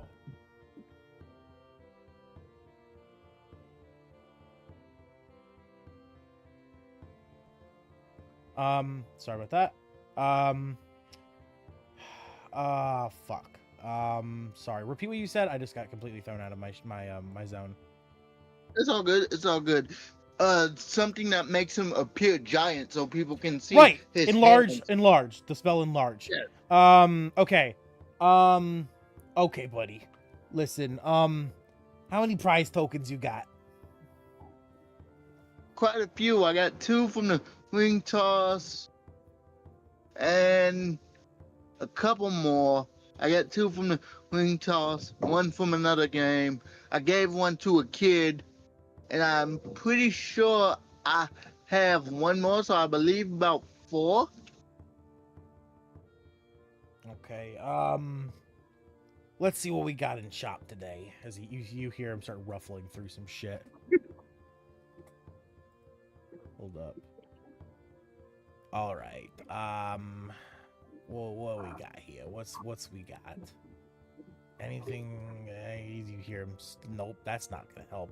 That's useless. Nope. No. I'm gonna fall asleep, bro. As finally you hear him. Oh, okay. So as to the speak with animals, that's easy. We got a pill for that. Thaumaturgy, a little harder, but possible with this necklace I got. And the large, the hoop with the dragonfly too. Otherwise, the dragonfly will be crushed underneath your fat ass. Let's see. So I here. plan on dismounting the dragonfly, so you should probably still enlarge it, but yes. Oh, well, that actually solves the problem because we only have one enlarging pill. So if it's just you, well, I'll take the one. all right, that's fine. Okay, and you hear him like open something, and he's like, ding ding ding ding ding, closes it, and he says, "All right, open the box on the walkie." You see Thank you. you see at the bottom of the walkie, there's like a little like droid. Inside the walkie, there's 2 pills, and there is a single necklace. Thank you, friend. I will see you after my performance, hopefully. All right. Well, make sure not to bother me again. We're leaving in a few hours, and I gotta get shit ready. Oh, this is the last thing I need from you. Last thing I need. Please direct all remaining carnival participants to the square so they can see the show, if they would like. People will be making their way to the big top now anyway, because the extravaganza begins in about 45 minutes. Reed, have them open the top of it. I'll see what I can do. Okay. You hear it's already beep, beep. It's fucking yeah. He hung up. He tosses the walkie-talkie back to the carnival worker, and he's like, "Thank you, friend," as he puts on the necklace and uses it to talk with his dragonfly. Yep, no problem. You definitely. And he passes out. Okay, cool. So he puts on this necklace of speak with animals and activates it. The necklace is thaumaturgy. The pills speak with animals, and the other pills enlarge. One's a green pill. One's a blue pill. Which one does what? Green pills is speak with animals. Green pills is speak with animal. Okay, so he chucks the green pill into his void mouth thing. One of your little tendrils grabs. He's like, "Hello, dragonfly friend. Are you ready to put on a show?" Is this because I was calling that girl's ass fat? Is this a punishment? Well, I will admit, I'm not quite sure what the fascination is with a fat ass. I prefer a flat ass of a Japetan. Wrong. Yeah, I was about to say, what are we lying for? He's a Japetan. Yeah, Japetans like it flat. Yeah. So while I don't understand, no, this is not a punishment. In fact, you'll probably get a bonus if we do a good job. Wink, wink. A bonus, okay. As you see, he Maybe. instantly begins to fly, catching up with the rest of the dragonflies. As you catch up with Corwin and Grevin, you guys see you're right about here. As you see Lion quickly catch up with you on his. No, I'm just looking over over the carnival. Heading straight towards the feasting hall. Okay. I'm gonna try to get higher. Just look over the carnival, make sure I want to get a good look at it. Higher, Jack, higher! As your dragonfly begins to soar higher into the sky, naturally, as its path takes you higher anyway. As you see, Grevin quickly disembarks from the group flying over to the feasting orchards, making a quick lap, grabbing some things as he quickly soars back over, joining the rest of you. Grevin, you see as you reapproach the rest of the group that behind Lion's dragonfly are 2 more dragonflies flying behind him. As Lion, you guys are just now about approaching over the big top. I assume you descend now? I don't. Not you, but Lion specifically, I mean. Word. Yes, he descends. Is the big top open? You see that the top of the big top is just now being pulled open. Cool. So he'll descend out of the he'll descend into the big top. As you break off from the rest of the group, controlling the dragonfly, telling it to go down with the other 2, you make your way flying to the big top as Corwin and Grevin, you 2 continue to fly towards the snail races. Lion, as you fly into the big top, you see not only inside of the big top, but all outside of the big top is a large crowd of the carnival goers.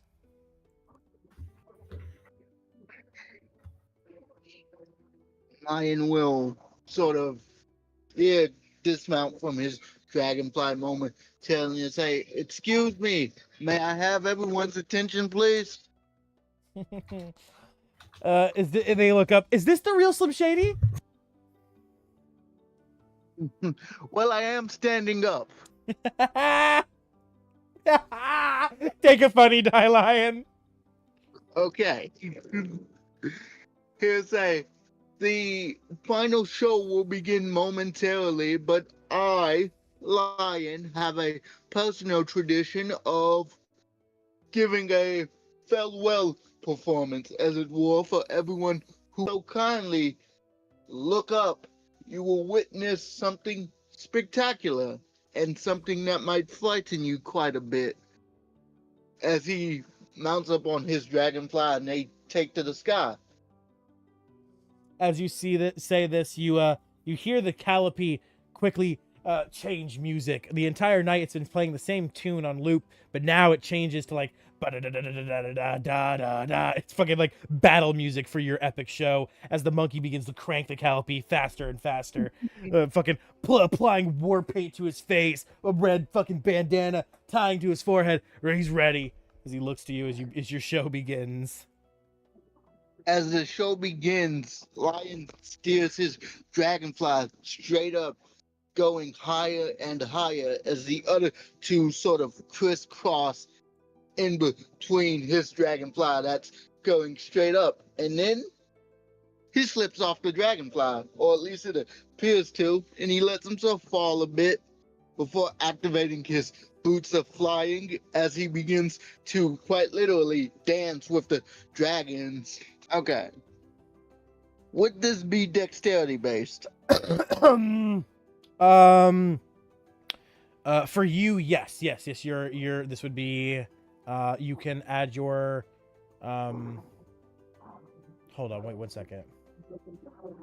Yes, because you're Witchlight hand, yes. You can use dexterity for your performance background instead. Sweet. That's 5. Let's see what we get here. Ooh. Ho, ho, ho.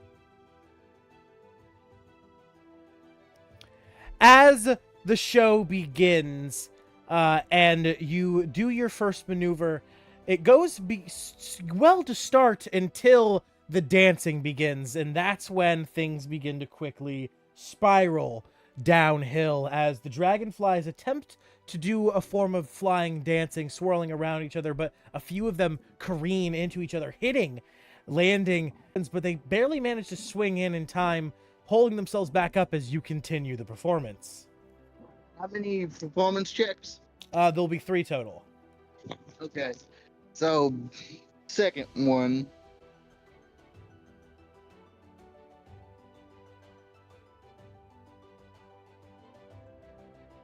$14, much better.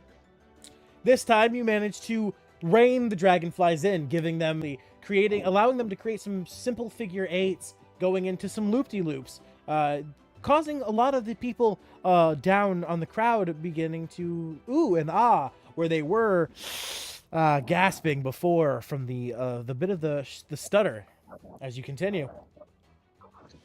Yeah. And finally, as the performance comes to a close, Lion will take a bit of a lotus pose as all three dragons begin to swirl around him to sort of hide his figure with their like wings and speed. Mm-hmm.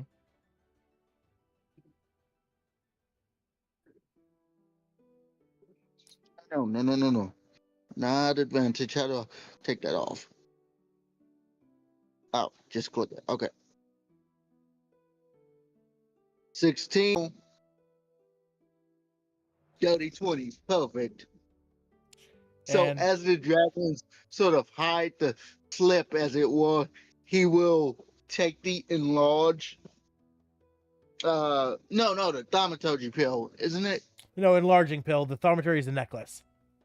Oh yes, he will take the enlarging pill and activate the necklace as he not only speaks but he uses ASL or CSL, common sign language, to address the crowd in a massive form. Perplexing question. You're using thaumaturgy to louden your voice, but you don't speak. He speaks telepathically. Yeah, it increases his range of his mental telepathy. Okay, people are just gonna start Yeah, bleeding out yeah. their ears or what? Like, No. No. So he will sort of T-pose to sort of get the dragons to stop on either side of him. His dragonfly will be resting on one of his shoulders, and he will use CSL as well as speak to the crowd, and he will say, "Thank you all for coming to the Witchlight Carnival. I hope you've had a beautiful time and enjoyed the show. Have a wonderful evening, and we hope to see you next time." As he uses his boots of flying to take off with the dragonflies. And as you all fly into the distance, you hear the crowd roaring in excitement behind you as more people begin to enter into the big top and ready for the extravaganza to come. Well, friend dragonflies, that could have been far worse, could have been better, but we did not have time to practice. It was, in fact, a spur of the moment performance this year. You realize that as you're talking to them, his words, the dragonfly, "Hey, no problem, hey," bzz, bzz, the pill begins to wear off. The pill is wearing off, meaning the enlarged pill should wear off shortly as well. As you think that, it literally you begin to shrink. Ah, wonderful. Well, back to it. And the Great job, thaumaturgy, Tony. the necklace on your neck shatters. Oh. I hope who's ever janitorial has a bucket ready. Oh, I hope it landed in a bucket of debris. And while you are doing your performance, Vadagar, you and Corwin were heading towards the snail races. I assume you're breaking off from Corwin to go to the snail races, correct? yep, I'm going there. Because I stopped by and I picked up a shitload of chili dogs. So I'll be like, as we're flying and he's doing a show, I'm eating one. I hand one down to Ron. He takes it with his spindly leg. He gives a nom down on it with his pincers. Yep, and then I'll swoop on down to go see my buddy Turbo. All right. And while you do that, Corwin, where are you going? I just want to get up as high as possible so I can see as much of the carnival as possible.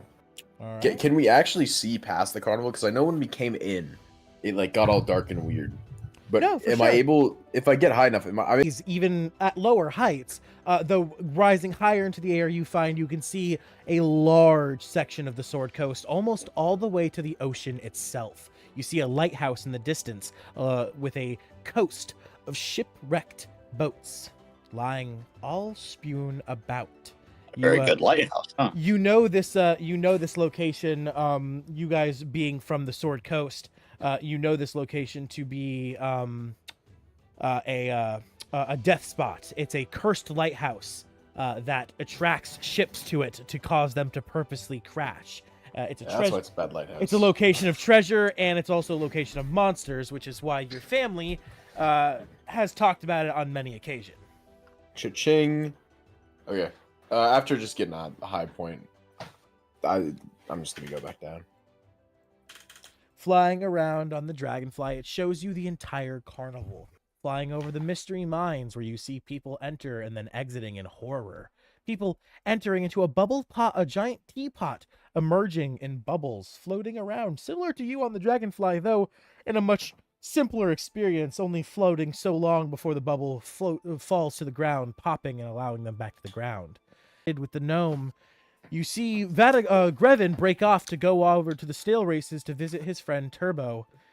As you ride upon the dragonfly, you see at the ticket booth there's a giant cyclops having staring contests with people.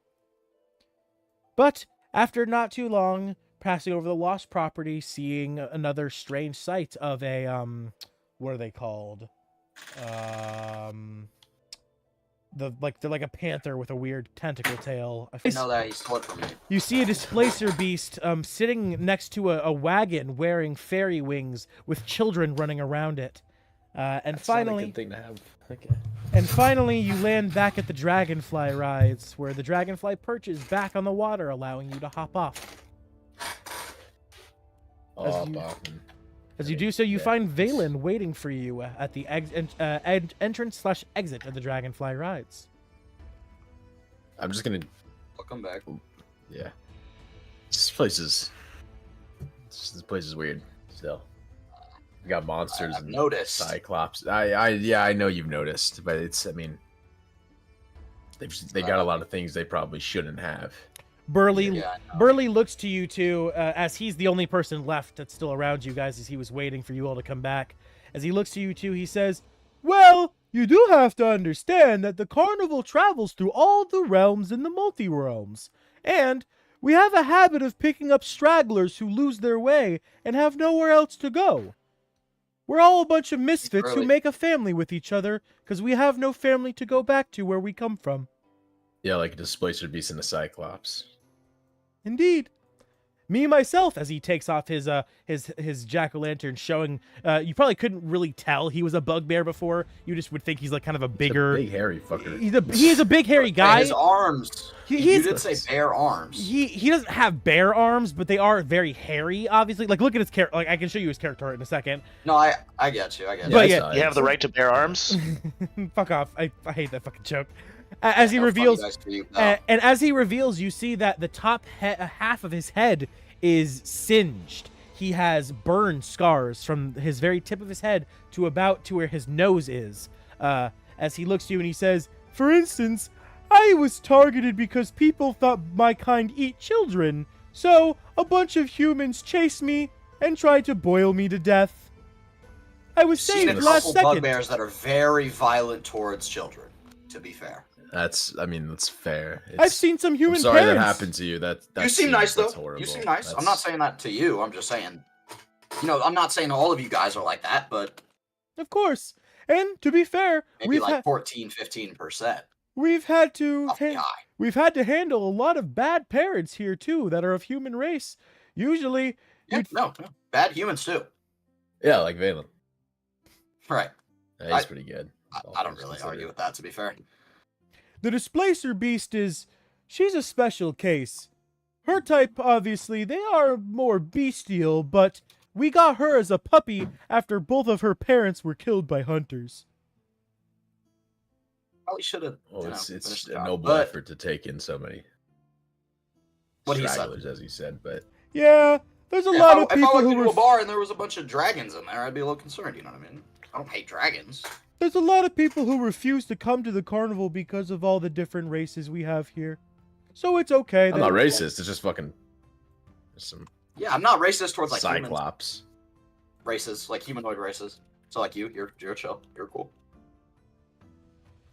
We even have a mermaid. though she's not feeling see the that? best I'm right not- now, because her husband, or her boyfriend, the mime, as he that's was unfortunate. proposing to her, lost his voice. And she started laughing at him. I met that guy, I think. Yeah, I mean, she should go with me. Back or his voice back? His voice It's- back? No. Oh, the yes. mime. Actually, yes, his voice is back. Yes, you're right. You did return his voice to him. I completely forgot about that. You're not talking about the mime at the Hall of Illusions, are you? Yeah, he is. But this is I He forgot. was a nice fellow. Yeah, I forgot he got his voice back. I should have been role-playing him differently because I forgot that he got his voice back. My bad. He's still a mime. we got his voice back in like the early sessions. Yeah. He's still a mime. To be He's still fair. a mime, exactly. So yeah, that's fair. But yeah, as you guys are all talking, are you guys making your way anywhere? Are you staying by the Dragonfly rides waiting for everyone I'm else? just gonna stay here. That's what I I think. don't really stay have in. any goals other than just not being away from everybody because this place is freaky as fuck. Yeah, it's a little freaky. I'll just be with anybody. Yeah. Definitely not the head of security. Definitely don't want to be with any type of person that's actually has power here. God forbid. Jesus, I want nobody associated with this carnival near me. Well, while you guys are having your conversation with Burley, we get back to Grevin as he lands at the snail races to talk to Turbo. As you see, Turbo is currently mowing down on some corn. This sucks. I Turbo? want chili dogs. As he quickly snaps his Guess head what, over to you. Turbo? Guess what, Turbo? As I come landing down on a dragonfly, guess what I got for you? And I hand him some chili dogs. Chili dogs! As you see him fucking grab them with his eyes, as he begins to like hold the chili dogs between his eyes, and then he takes his mouth, reaching up to him and snatching a few out of it between them and mowing down on them. Chili dogs, I love these. Thank you, friend. Ha! No one's ever actually brought me a chili dog before. I usually have to eat them out of the trash. Does Ron say anything to him? Ron Since looks they know at each other. Ron's like, hey, don't be telling them how you get the chili dogs. If they find out, they might stop leaving them in the trash can. Yeah, you cop. Sorry, Ron. That's my bad. I don't think Grevin would tell on us. Damn right. You better keep winning them races. Of course, I'm the fastest around. As long as I've got my chili dogs. I'll give him one more as I take off and just wave goodbye. Bye, friend. Yum, chili dogs, as he continues to mow down. I love doing my knockoff Sonic impression. I'm glad I didn't talk That to that was Sonic. snail. He's Turbo. He's not He's Sonic. Turbo. He's Turbo the Yeah. snail. Which is funny because I The hit movie Turbo. No, Turbo. I like that movie. I called him Turbo because I didn't want to infringe on the copyright of calling him Sonic and then doing the voice with the chili dogs and things. I didn't want to take the chance, but then I accidentally infringed upon Turbo because he's a super fast snail. So I You're not didn't. infringing upon shit. I tried to dodge one thing and ducked right into something else. So. That's how it be. But as you finish up with Turbo, Grevin, you find Lion quickly rejoining you as his show has ended. As the both of you make your way back, as the Dragonflies dock back at the docks of the Dragonfly rides. Okay. What were their names again that I heard? There was Ron. There's Tony. Ron, Tony, what's another really Brooklyn sounding name? I know I gave Ron, Tony, and Jeremy. Jeremy. Mike. Ron, Tony, and Jeremy. Yeah, that's correct. That's some bullshit names I made up on the With a spot. Brooklyn accent. Hey. Yeah. Hey guys, Tony, Jeremy, come down here. I got something for you. Don't even. Jeremy is one of the most Brooklyn names ever. You don't have to say it in a Brooklyn accent for that shit to be still Brooklyn. So is Mike. Hello, Mike. Jeremy. Mike is Oh, pretty the- too. Jeremy. But yeah, so I called over all the dragonflies. Yeah, I ain't never met someone from the hood named Jeremy. Let's be real here. Idiot, what it is. As Jeremy flies over, as Corwin hops off, what do you do? Well, I'm calling over all of the dragonflies. Oh yeah, Lion Yeah. hops off too. I'm like, here, Corwin, and I toss him 2 chili dogs. Fuck yeah. It's all Chili just dogs. magically appears. Like I've had like 2 armfuls the whole time. Yeah. I started handing them out to all the dragonflies. Hell yeah, chili dogs. We love ourselves some chili dogs. Thank you, friend. Thank you. Yeah, no worries. friend. You guys have yourself a good day. I'll gesture a chili dog to the attendant. Want one? Ah, sure, friend. As he takes it, he's still drunk as shit. Go ahead. I'm just I did really got like an dodge. armful of chili dogs. I'm like kind of handing them out as I'm eating them. You see the squirrel says, "No, thank you," as the tree kind of bends over and opens his mouth for you to put a chili dog in his mouth. How was a Throw it, tree dude. eating a chili dog? Yeah, Thank you. some good questions. Yeah. So, What did the tree do to eat it? I'm curious. Is it like his roots? You like open its mouth? No, he has a put it in mouth. his mouth? He's an ent. He's not a tree. He's an oh, ent. Okay, yeah. Good Yeah, point. Good point. he Good point. has a mouth and eyes and everything. I've never seen an ant in my life. I heard about them. Chili dog. This is weird, Valen. I know. Valen, Valen, as you see me, he's offering you a holding chili out a chili dog. dog and offering you a chili dog. I'm talking to Corwin. Yeah, but I just Yeah. literally just said chili dog right to he's- your face and holding do you out a want chili dog. He has a. Do you want a chili dog, Valen? He's. No, I don't want a chili dog. Yeah. Whoa, No, chili dog! Here you go. Give a couple to this guy. Give it to some other random dude. Thank you. As he takes all the rest of the chili dogs you have left to give. No. Oh, not all of them. I keep a couple for myself. All the ones you have left to Give give, the I rest said. of- All the ones you have left to Okay. give, I said. As he takes it, and he creates like a log of chili dogs in his hands as he just and he sticks the whole thing in his mouth all at once. Okay, we're a muncher out here, I guess. We just love it. You would make a man very happy. I'm sure he Oh, was. stop! Burley says. No, I'm kidding. But he like licks his fingers, huh? As he looks to you, and he's like, "Whoa, dude, good chili dogs." Good, good. Now, shall we go see our bosses? Yeah, let's go talk to this dude who Yeah, called we us. should here. probably. We've been waiting a bit. See Clyde sort of cracking his knuckles as he draws on like flat eyebrows just straight across. All right. Let's see here. Yep. And with that, as you guys get ready to descend or to make your way to the big top, you hear bing, bing, bing, bing, bing, bing, bing, bing, as the final event of the night begins, and we end today's session here. With that, we have reached the end of today's session. As always, I hope all of you beautiful adventurers at home have enjoyed today's episode. If you did, as always, please make sure to smash that sub button, join the Orphan Guild, hit that like button, and leave a comment down below, and tap that notification bell. I've been your host, the D&D Orphan, and these have been my lovely players. Everyone, say goodbye. Adios. Signing off. Later. And we'll see you all in the next episode. A peace. All right. Live stream pros and cons, and then we'll wrap up. Corwin, pros and cons. It was. I don't really have any cons. Anything. It was just a solid session all around. Okay. Any sections of roleplay you really enjoyed more than any? Just stuff like that. I liked it when the dragonfly called my ass fat. You did? Okay. I didn't know if I made you uncomfortable with that because I was like, I don't know, that was a little much. Maybe I made him uncomfortable there. Okay, good. All right. I was like, because if my girlfriend watches the episode and I have a bunch of dragonflies being misogynist, one of them looking at a guy's ass, so I won't be mad at you. So that's why I did it. No, I don't. I was I don't like- give a shit. I was like, I quickly had to pivot. I was like, oh, two of them have said something about a girl's ass. Now I have to say something about a guy's ass. Pivot. And so I was like, Corwin, fat ass. All right. Well, that's good. He is a fat Had ass. dad ass dough. Anything specifically You're a that fat really ass. really bothered you about today's session? Something that you would want worked on in the future? I don't know. It just seemed like you kind of jumped around a weird amount, like Okay. between people. I mean, there's just I find an advantage in just like focusing on one event to let it kind of play out, at least like semi-fully Mm-hmm. before jumping over to other ones.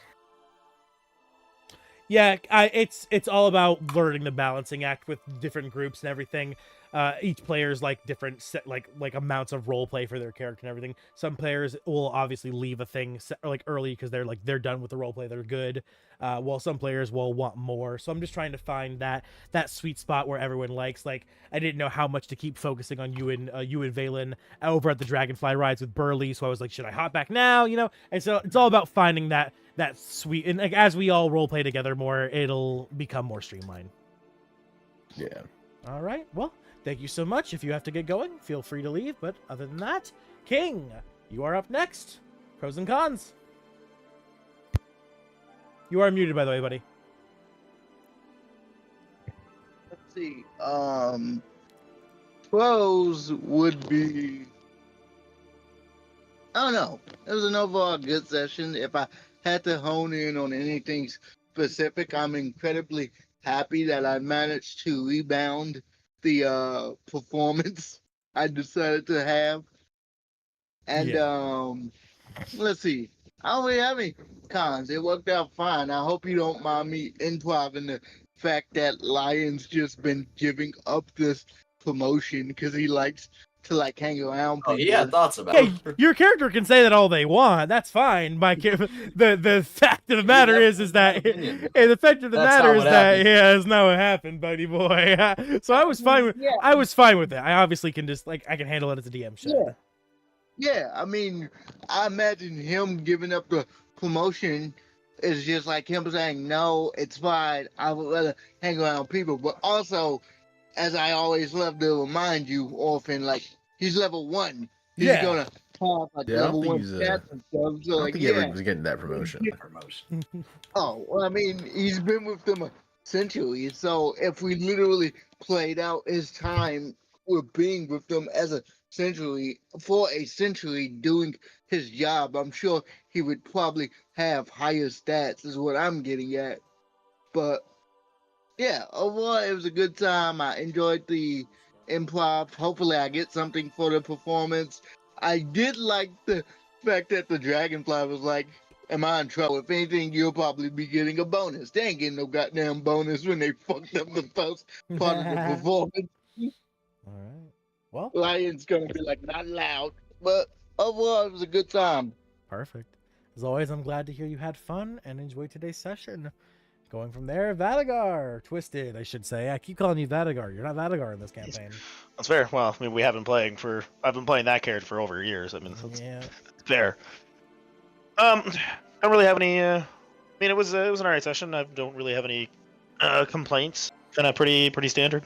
We were gonna run till 7:30 today, but I figured since Kareem really wants to be here for the meeting with Mr. Witch and Light, and they couldn't make it today, if we end there, where the first thing we'll pick up with is going to be the crowning of the Witchlight, and then go straight into the meeting, and then which means we'll be wrapping To redeem our tickets. Yeah, we'll be which obviously redeeming your prize tickets and everything.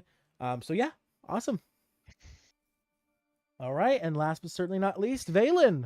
Pros and cons. Certainly not least. Absolutely correct. Yeah, I mean, I like how you DM personally, Okay. but you know what I mean. I mean, obviously, I'm not gonna have my way in this carnival. Valen, I mean, not me. Just because there are rules, and that's just not how he is. But that's not you. That's, you know what I mean. Mm-hmm. Yeah, which you only have to worry about. I'm literally positive next session will be the last carnival episode, and we will finally, after that, get to the real meat of this campaign. Yeah, that itself is my main issue. Yeah. Is, you know, even just me. It's like, okay, even from when I joined the campaign, I've had, 3 sessions, right? Yeah. Nothing has happened. Yep. This carnival is very much. Nothing. I've played 3 sessions and nothing has occurred. You're so valid. This carnival is literally. And I'm not angry at you. You're playing a module. Yep. But it's like, literally nothing has changed. If I walked in now, nothing would have happened. It wouldn't have mattered. I would have missed out on the gnome. Fair. But that's literally it. Yeah, the entire carnival is. It's a module, so it's not your thing. But yeah. To be fair, I don't know. I feel like more could be done. What I also do you know that this whole campaign can be completed Undertale pacifist run style. You don't have to fight in this entire campaign if you don't want to. This entire campaign can literally be just fun roleplay with no big events. Literally. Whoa, let's not get it twisted. I like roleplay, but it is. I mean, but like it isn't. it's There's like no basis of our roleplay. That's my issue. Is that we're not. It's not like something happened and we'll RP after. That was the gnome. I love that. There That was the seems to best be part. very little substance in the early. Yes, Or this. If we talk, it's just talking about talking. It's not. Yep. Oh, you want to go on the ride? It's like It's- the ride that doesn't like matter. Like that. Yeah. Yeah, I guess. It's just it literally. And like I said, this carnival. I like how you're running it. This whole campaign is you're gonna find that this campaign is weird, right? It's a lot of in a fun world, like how do I put it? Once we enter the Feywilds, it's like there's something for my character to do. Yeah, And it's like I built the character knowing what I was getting into. Like that's on me. But it's like, okay, Valen is not just a fucking meathead that only likes fighting. Although it's definitely his most fun thing. Like that's oh, what do you want to do? Probably go fight something. Yeah. And it's like, okay, take that away from him for long enough, that's fine. Of character. Exactly, because even But it's even the Feywild. Yeah. The Feywilds has plenty of bullshit going on where you could fight somebody. And our goal is to find somebody, which yeah. Okay, like I said, just remember hey, this. let me know what you were gonna say. This Just let me is know. so. Just this campaign is like a comedy campaign. You know what I mean? It's much more meant to be a lighthearted, just like you're doing, like you're just like pretending you're a person in a fun world. There is going to be combat and stuff, opportunities, though. Like I said, everything can be solved with pacifism, which means that like you could like, for example, like not saying this is what you can do, but a situation where a fight comes about, you can literally be like, yeah, I walk up and then I do a silly dance.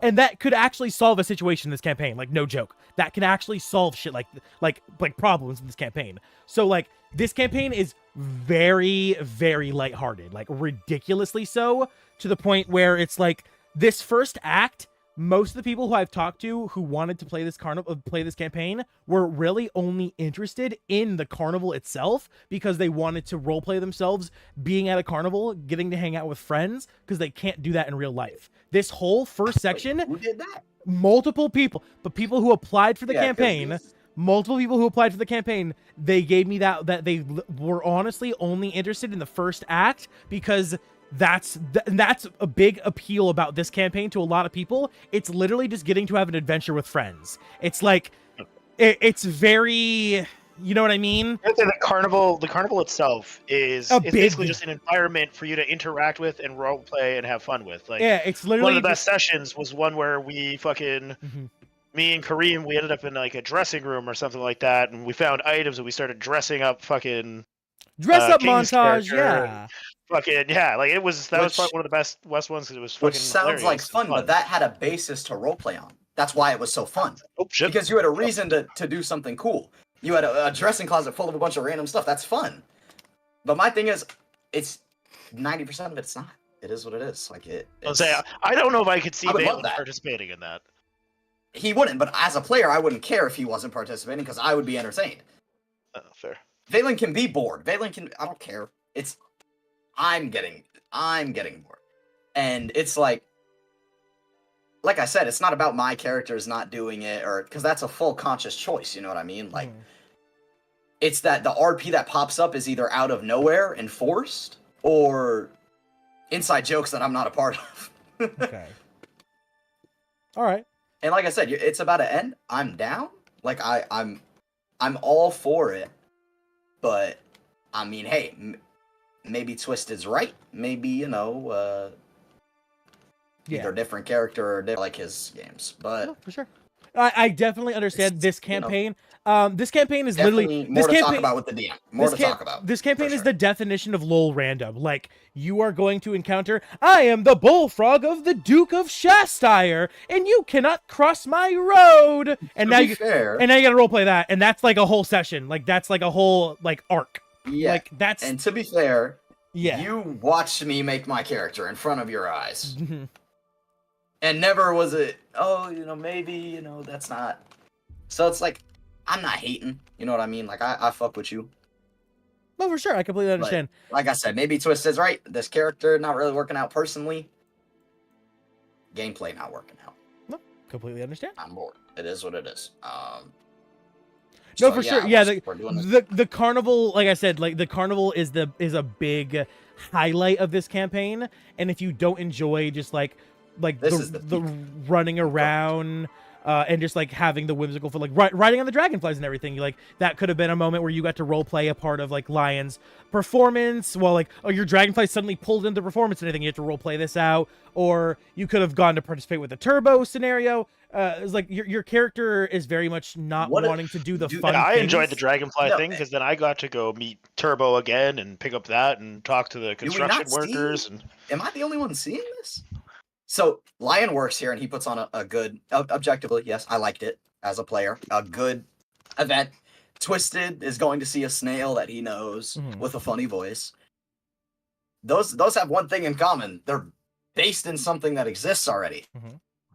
So expecting me to hang grab on, onto their hang on. things is a bit, you know what I mean? But I mean, Hang on, you don't have I- to grab onto their things, but the uh, fact that you didn't participate in the dragonflies, like you could have been pulled into something. The dragonfly that- themselves didn't even do anything though. Like Corwin. Corwin was trying to get a description of the carnival. He was like, "Oh, I'm flying up. I'm looking around." There was nothing to see up there though. That's my thing. Is that he was jumped in with looking me for too, something asking me to grab him some chili dogs. after Yes. or out of character. Yes. Or no, that was in character. In, That's my in bad. character No, before we no, went, no, when listen, I mentioned that I that's was my going to get bad. chili dogs. No. He's like, And- "Hey, But can that's I grab the you one extent too?" of it. And to be fair, the extent on the describing the carnival thing, not only has the party already gone up in the That's- carnival that do the same thing: bubble pop teapot, dragonfly rides, and gondola swans. All three of them fly you a lap around the carnival and then land you. I've already described, and that's like obviously on me for not remembering that. Obviously, you and Corwin didn't get to experience yeah. me describing the carnival. But obviously I'm in the mindset of Okay. like the recordings and everything, and I'm like, I don't want to keep describing like 3 episodes now where I've described what the carnival looks like. It gets a little repetitive and boring. But like I said, That's also that- probably that- the issue when you jump into it so late Yeah, into the carnival that's- itself. But like I said, right? that's I should have remembered that's definitely on me for not remembering. Like, oh, Corwin didn't No, get but to even then, Corwin he's didn't right. get to I experience. can jump into that. That's yeah. fine. So that's definitely Like, on me there. I should have We're definitely in a late game. Yeah. We're gonna miss things, and that's Yeah. fine. But to me, that is the similarity between all the good RP events you've listed, and I've had fun. Like I'm not saying it's all been boring for me. I wouldn't be here this long if I was just bored. No, of course. It's that they're all based in something that's, it is what it is. The DM started. Mhm. Like these are things that DM started. Well, So- okay, think of it like this way. If you would have rid the dragonfly rides, the whole way Vadagar got to know Turbo was Vadagar participated in the snail races. He got on the snail races and he just decided, hey, I want to talk to the snail. So he started talking to the snail, and I had to just make up a personality. So I made up Turbo. If you would have gotten onto the dragonfly rides and been like, yeah, I look for one that's a little, that looks a little more serious, I'd been like, oh, yeah, you find one that's actually black and red in color, and it actually speaks common rather than chirping like the rest. And then you get to know that you learn about the fact that they're all actually humans who are working side jobs, and this guy himself is a fighter while the rest of them are construction workers. I could have made up some I roleplay love and the shit. idea. It's just your character Then obviously why didn't that happen to Corwin then? well, I mean, Corwin just, that's like I said, Corwin wanted to be described the carnival and everything, and I didn't pick up on those cues, which is obviously on me. But as for like the whole, he didn't, I just went off what he said. He said he went up to the dragonflies. He got on the dragonfly. He wanted to go up, so he went up in the sky. I should have role played out him seeing more of the carnival. But it's like, whatever you want, you gotta just ask about. Like, even if it's something you don't expect to be actually possible, like, I will find a way to make it possible. That's fair. Also, I don't think Twisted likes me. That's definitely a contributor. No. What? When did I say I that? don't think it's that crazy. I don't think it's that crazy. No. Eh, I don't think so. maybe I'm wrong. Hey, maybe I'm wrong. I don't. Maybe I'm I'm the only one that doesn't like you. I It's okay. think the No, I only, know, I but- think just what I it know. is you got to remember, Valen, that the character who left right before you two joined, while is definitely not doing what you do, because he was a problem he was a Get it. problem all around. He was fucking swans. Yes, obviously. His Guy, I have just- no qualms with saying I did not like. yeah, it's just Well, yeah, I mean, I hope not. That'd be worse if you it's did. yeah, I'd it's be more just concerned if you were like, yo, he was great. What do you mean? Yeah. I would be a little more concerned. I think it's just more that the character Valen obviously is a little more edgy, more similar to that character. Edgy. I just wasn't liking being followed. Yes, and obviously your character, Which isn't true, which to be fair, yeah, because but- your character didn't know the difference between a crow and a raven and everything, which is Yeah, that's true. and see the thing is that Xerix used similar arguments. Well, my character doesn't know any better. He's a purebred dragonborn, so of course he doesn't like this other dragonborn. Well, yeah, you're Whoa. technically right, but I mean, we still don't like that roleplay. That's still aggravating and causing a problem. So, you know what I mean? If your character would have just known that there was a difference between crows and ravens, there wouldn't have been that whole confrontation where there was a slap and the mood got brought down and everything. It's the same thing with, like, if his character would have just known better than to be a racist dick, there wouldn't have been a problem. It's just like, you know what I mean? I think there's a vast My difference character's racist, between no, I'm kidding. racism There is, and but it's okay. Potato. It's Well, it's also it's Yeah. a dragonborn versus a dragonborn, so it's not even really a racism thing. It's like it's chromatic and metallic dragons do not like each other. That is valid, but Racism. dragonborns usually are more silent about it than they are outspoken. But his character was just full blown Puritan pride. Fucking chromatic. yeah, but he made that being problematic. Yeah. That was when he wrote it down. And to me, I don't know. I mean, hey, I don't think any of the arguments were really that crazy. I think, personally, for an argument to happen, Is that it's not that I don't like you as a player or anything like that. I mean, if you think that the reason that Greven is being distant from Valen or just kind of passing him off is because they did get into an argument. So it's like, all right, and he I get sees him that. get into an argument with someone else, so he's like, he just ignores him. He's like, yeah, that's just patience. him. I'm still mad about that. No, I'm kidding. But no, I think 2%. I think the 2% mad. biggest thing is just that you're playing a You're on cooldown. character who is, is just it's Slightly abrasive. abrasive. Obviously, less just abrasive. It's just that like you get it. Like you understand. You said it yourself. It's on cooldown. We're fucking still dealing with Xerix's bad taste in our mouth, and we don't want it to become another problem where there's this overly edgy character who just likes to be confrontational for being confrontational's sake, which I obviously don't think that's your intention. It's just that's like the bad taste that was left in our mouth. And like I said, Twisted does not dislike you. If Twisted disliked you, Twisted would be Twisted fucking said to Xerix's face, "You need to leave," multiple times in the campaigns he was in, like flat out. Twisted is the one person who will never hide his words. He will tell you what he means. So if Twisted didn't like you, He doesn't even talk that much. exactly. That's what I'm saying. No, Twisted's a little more. He is a little more. I'm kidding on reserved. the insult part. But no, he would tell you. I talk, but at the same time, No, I try he to would make sure fucking that tell you. everyone gets a chance to talk too. Yeah, he would fucking tell you flat out. Like, if he didn't like how shit was, he would be like, "You're being a problem." He did it with Xerix flat out, and it honestly helped Well, I mean, me. I did it the one session where you're picking fights with King too. Like I told you, like it's nothing against you, but He like this is deserved not that, cool. yo. Yeah. Well, That argument was completely reasonable. and I think. Oh, The fact also, that we got dragged out is mutual, but the- it was a reasonable the argument. biggest thing I think, right? This is what I was gonna say. The biggest thing I think about your character is just that your character is anti-monster, right? Your character is very anti-wild campaign because that's like all But you're not gonna. inherently. I've talked to plenty of people. It's that. Oh, wait, that didn't even come up. I said there's been bad bugbears, which is true. Well, yeah, but I mean, like the whole, not. like the whole anti-Kareem because he transforms his face into looking like yours. No, That's that was fucking weird. creepy. Yeah, That was creepy. That's why I didn't like it. That was weird. That was off-putting. That's why I was mad about that. Is there really an on-putting?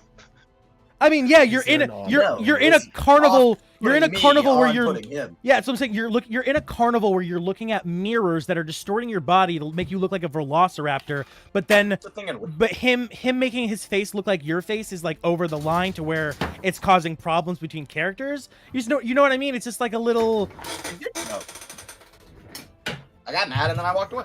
But yeah, but it's just like your character's very. You don't He had like a warning to be fair. you don't like non-normal stuff, and this campaign is going to be the most non-normal campaign in D&D. So yeah. Feywilds, I can just beat him up though. That's the difference. Well, see, the thing is, It'd that's be a lot not more that's smooth if I could just beat. that's not don't get that mindset either, because you're gonna come into situations specifically in this campaign where violence is not the answer and will get you in a worse situation and a worse ending in the long run.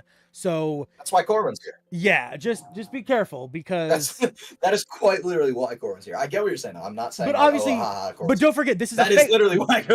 this is a Feywild campaign where you're very likely to be separated from Corwin, and I'm most likely going to try your characters by separating Well, that's you. when Valen's gonna be the most happy. Yeah. But what I'm saying is, you're playing this character where if you get separated Doesn't from have a guard Corwin, dog. if you're separated from Corwin and you get put into a situation where your character could make a decision that negatively affects the whole group and Corwin's not there to stop you, well, you negatively affect the whole group, and that's just because you're playing that character. You know what I mean? Because your character has to be stopped by someone else rather than having okay, that can actual apply to any self-limiters. character. Well, yeah, Hold that's on. just. I get that's what you're just saying, but that flaws could of apply to characters, anybody. In all fairness, If I make a character, okay, let's say King, if he can make a decision between destroying the entire carnival or destroying the other members of the party, which one is he going to choose? Because that's how characters work. There's no way that's a situation that doesn't apply to everyone. I get what you're saying. It would be a lot easier for me, but if That's a terrible choice, but I understand what you were going for. no, it's a choice that you would choose that would be bad for the party. It's bad on both sides. Evil is evil in that situation. I think like the biggest difference is that there's a big difference in like certain flaws. Well, I don't know his 'Cause, character, like, to think- be fair. I think could like- probably choose a more particular one, but I don't know his character like I know mine. I think the biggest thing is like, think like the flaw of being a drunkard. Yeah, you can get yourself into negative situations where you want to drink, so you put yourself in a bad situation. That's a It's lot shallow, different. borderline That's a flaw, lot. though. That's a lot. I mean, yeah, but some people like that's the characters. That's the flaw for their character. You don't have to have a character that's super multi-tiered where you have this super in-depth flaw. You just want to play a character that's more simple with a simpler flaw. And I think a big. Not against that. I think a You're flaw. not me. That's you. No. I'm not against that. I think the big difference is just like a flaw like being very violent is a lot more party impacting than a flaw like being drunk or being maybe a thief or being a liar. You know, it's just like, because especially in this campaign specifically, because there is like I said, specifically for this campaign is like the go-to, and it's not. It's gonna be a bad decision. So I'm like I said, for most campaigns, yeah, being very violent and like being the guy that like, oh, time to fight isn't really group impacting, because it's like, oh yeah, you go into a tavern like, I want to fight the tavern. At most, you get in trouble with some law. But in this campaign, violence in the wrong way can either permanently kill your character or ruin the whole ending for the whole campaign, the whole group. You know what I mean? This campaign, like I said, it's in this. It is Not bad DM. no, Bad it DM. is the campaign. No, you are completely right. This campaign is not Like for I said. everyone. It is Yeah, I was literally about to say, coded. It's toted cool, as the pacifist campaign. And I'm not even going to cap to you. The whole reason I chose this campaign is because of Legends of Evantris. They made this campaign famous. I don't even know what that is. They're a big group of DMs. They're not a group of DMs. They're a D&D group online. They're like known for this character Chuckles the Clown. And this campaign Oh, is it's what... that one. Yes, this campaign is what made them famous. And the whole thing with this campaign is that, you know, it's not violent. It's all goofy. It's all ha ha ha, random jokes all the time. And that's why I chose it, is because Dude, I would be fine with it if my character fit. I completely My hands are up understand. in the air. Uh, I should This have could have just... been solved in character creation. I wouldn't have made it like this. I didn't know your character. I just didn't think your character was going to be as aggressive and anti, you know, Aggressive is monsters. bad, though. You know, yeah. Except I should have. Yeah, I should have talked to you more. Obviously, we had one day It's all before good. the campaign and I'm everything. It shouldn't. Over time, it should hopefully fix itself with maybe character growth and your character learning to be less violent. You know, but that's all That'd just be depending. Very instant. That would be. I mean, hey, listen. I'm not opposed to it, but you gotta like kill this motherfucker almost. Oh no. That's I know what to do. Is I'll tell you flat out. Is what are the things your character would consider to break like their morals? Like killing kids? I'm assuming your character won't kill kids. I won't know, but if you do, it depends. No, I mean Valen. Like Valen, would Valen no, be Valen's opposed? not gonna. I mean, no. Okay. He'll, like, That's what I'm saying. If I He's like, not gonna if I like cast an illusion spell on your character and put you into a situation where you think you're fighting a bad guy, and then you realize, oh shit, I just killed a kid because that person wasn't even realized. Like situation, I just need to make sure, because like Xerix, bro, I fucking literally had Xerix kill kids. I had Xerix fucking do I'll awful be like, things. "Oh, the old guy." And he didn't, kill an old guy. And he was just like, oh, well, I don't care. So I'm just trying to find out Yeah, what bad would. players are bad players. Yeah, so I'm just trying to find out what would actually make Valen change. So, yeah, so, like, just, like, send me some list of morals that Valen has that I can obviously test. That way you learn to be less violent. You know what I mean? That way it doesn't feel forced. Redundant. Like, that's definitely the best thing to do, is just that your character has to have character growth. Obviously, I feel like that's what you want Yeah, regardless. but, You're going in with No, a character I'm that's... not against it. I don't hate character growth. I just Yeah. don't think any amount of character growth will make him fit. I feel like... even if he's less violent, that's I mean. I feel like, I mean, if I break your character's mind, this is an insane campaign, and if I make your character insane, he should fit. You know what I mean? Yeah. Yeah, so there's plenty of ways to make the character fit, man. Don't stress. Like I said, But you then don't... it's like redundant on me because I made the character, and then he's. I don't know. I think I'll talk to you. That's Okay, what I think. yeah, we can talk. Like I said, man, it's all depending on like I what think we I'll want to talk do. you Because yeah, if you don't want your character to be like wildly changed via the campaign, that's understandable. Some people like King, for example. King made a little bit of his backstory, but everything else he wants me to just surprise him with, right? So like say his character might suddenly get a class change, he is fine with it. Like even though he made this character, like he wants a monk and everything, if suddenly like his character like gets another level into a different class, he's not going to be upset about it. But like if you want that to be a limitation, definitely let me know, because otherwise normally I'm a very much like, you make your character, but once you're in the campaign, you are at the whim of the campaign. You might forcibly go a level into a different class, you might change gender, you might change height, you might change race. It's all the whim of the campaign. I gotta be solid. If you want an example about going into different classes and stuff undecidedly or against your will, happened to one of our players. Yeah, they're an artificer. Which one is that? Ice one? Dragon of Ice Fire Peak, yeah. One of our players, that one. One of our players is an artificer. And they... Which one? Which character? Ivan the Tabaxi, the cat. He ran away from a fight very early in the campaign, which allowed him to survive dying from the fight, but ended up getting him forcibly a level in the Cleric of the Trickery domain as he submitted to an evil god. So now he is a level. Now he has to, every 3 levels that he puts in Artificer, he has to put 1 level into Cleric of the Trickery domain. So if you don't want stuff like that to happen to your character, please let me know, because I am very much that kind of crazy DM. You will be put into situations where your character could drastically change based off of your choices. Okay. Yeah. So yeah, for another good example, Xerix was fucking around. He was a Dragonborn, obviously, in this campaign. He decided to fuck around, and I said, okay, level 20 character casts a wish spell on you to turn you into a human. You're now no longer a Dragonborn. And at which point he just fucking vanished. Yeah, he held up the entire campaign. He bitch fit quit. Yeah, he bitch fit quit. But yeah, do be expecting stuff like that. If Valen is overly violent in a situation, he might get himself turned into a frog, and you're stuck as Frog Valen for a couple sessions with the new frog stat sheet. You know, it's all. Don't expect your character to be safe just because you made your character, or to stay the same because it's the character you made. Now that you're in this campaign, your character is at the whim of the campaign. So you might be put into a situation where you're forced to kill 30 kids, and your character decides that shit, so much trauma has just happened that he doesn't want to fight anymore.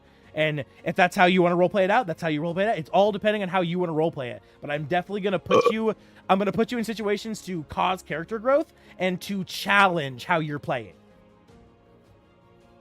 Type shit. But yeah, just like I said, reach out to me. There's obviously no bad blood, nothing. I don't think anyone fucking feels as such. Don't feel like I am not so much. Yeah. You said yourself that you think Twisted doesn't like you, bro. That's not the case. We all. I am not. Bro. That's okay. Fucking seriously, man. Like, there's no bad blood, bro. You're not Xerix. We know you're not Xerix. We know you're not a bad player. It's just that the confrontationalness is just rubbing us weird. That's it. My bad. All good, man. No, seriously. With that, though, let's go ahead and end today's campaign. Let's end today's session. I'm gonna thank you guys for coming out. So I can't call you right after this. Give me an hour and I will be good. Okay. Just text me. All right, I will text you. Perfect. Yeah, my family wants to cook dinner, so I'm gonna go cook dinner with them. All good. What's up? Orphan, What's up, Lion? while I have you, real quick, where's my 3 magic Rules. items, motherfucker? I'll send it to you tonight. I forgot. You've been saying I'll send it. I. All good, man. All right. It's all good. Wait, but yeah, 3 magic. Why do you get 3 magic items? I want 3 magic items. no. Not for different this campaign. Don't worry about it. Not for this Oh. campaign. Campaign. Fair. Yeah. I wonder if I get something. Probably not for that performance because it was pretty rocky.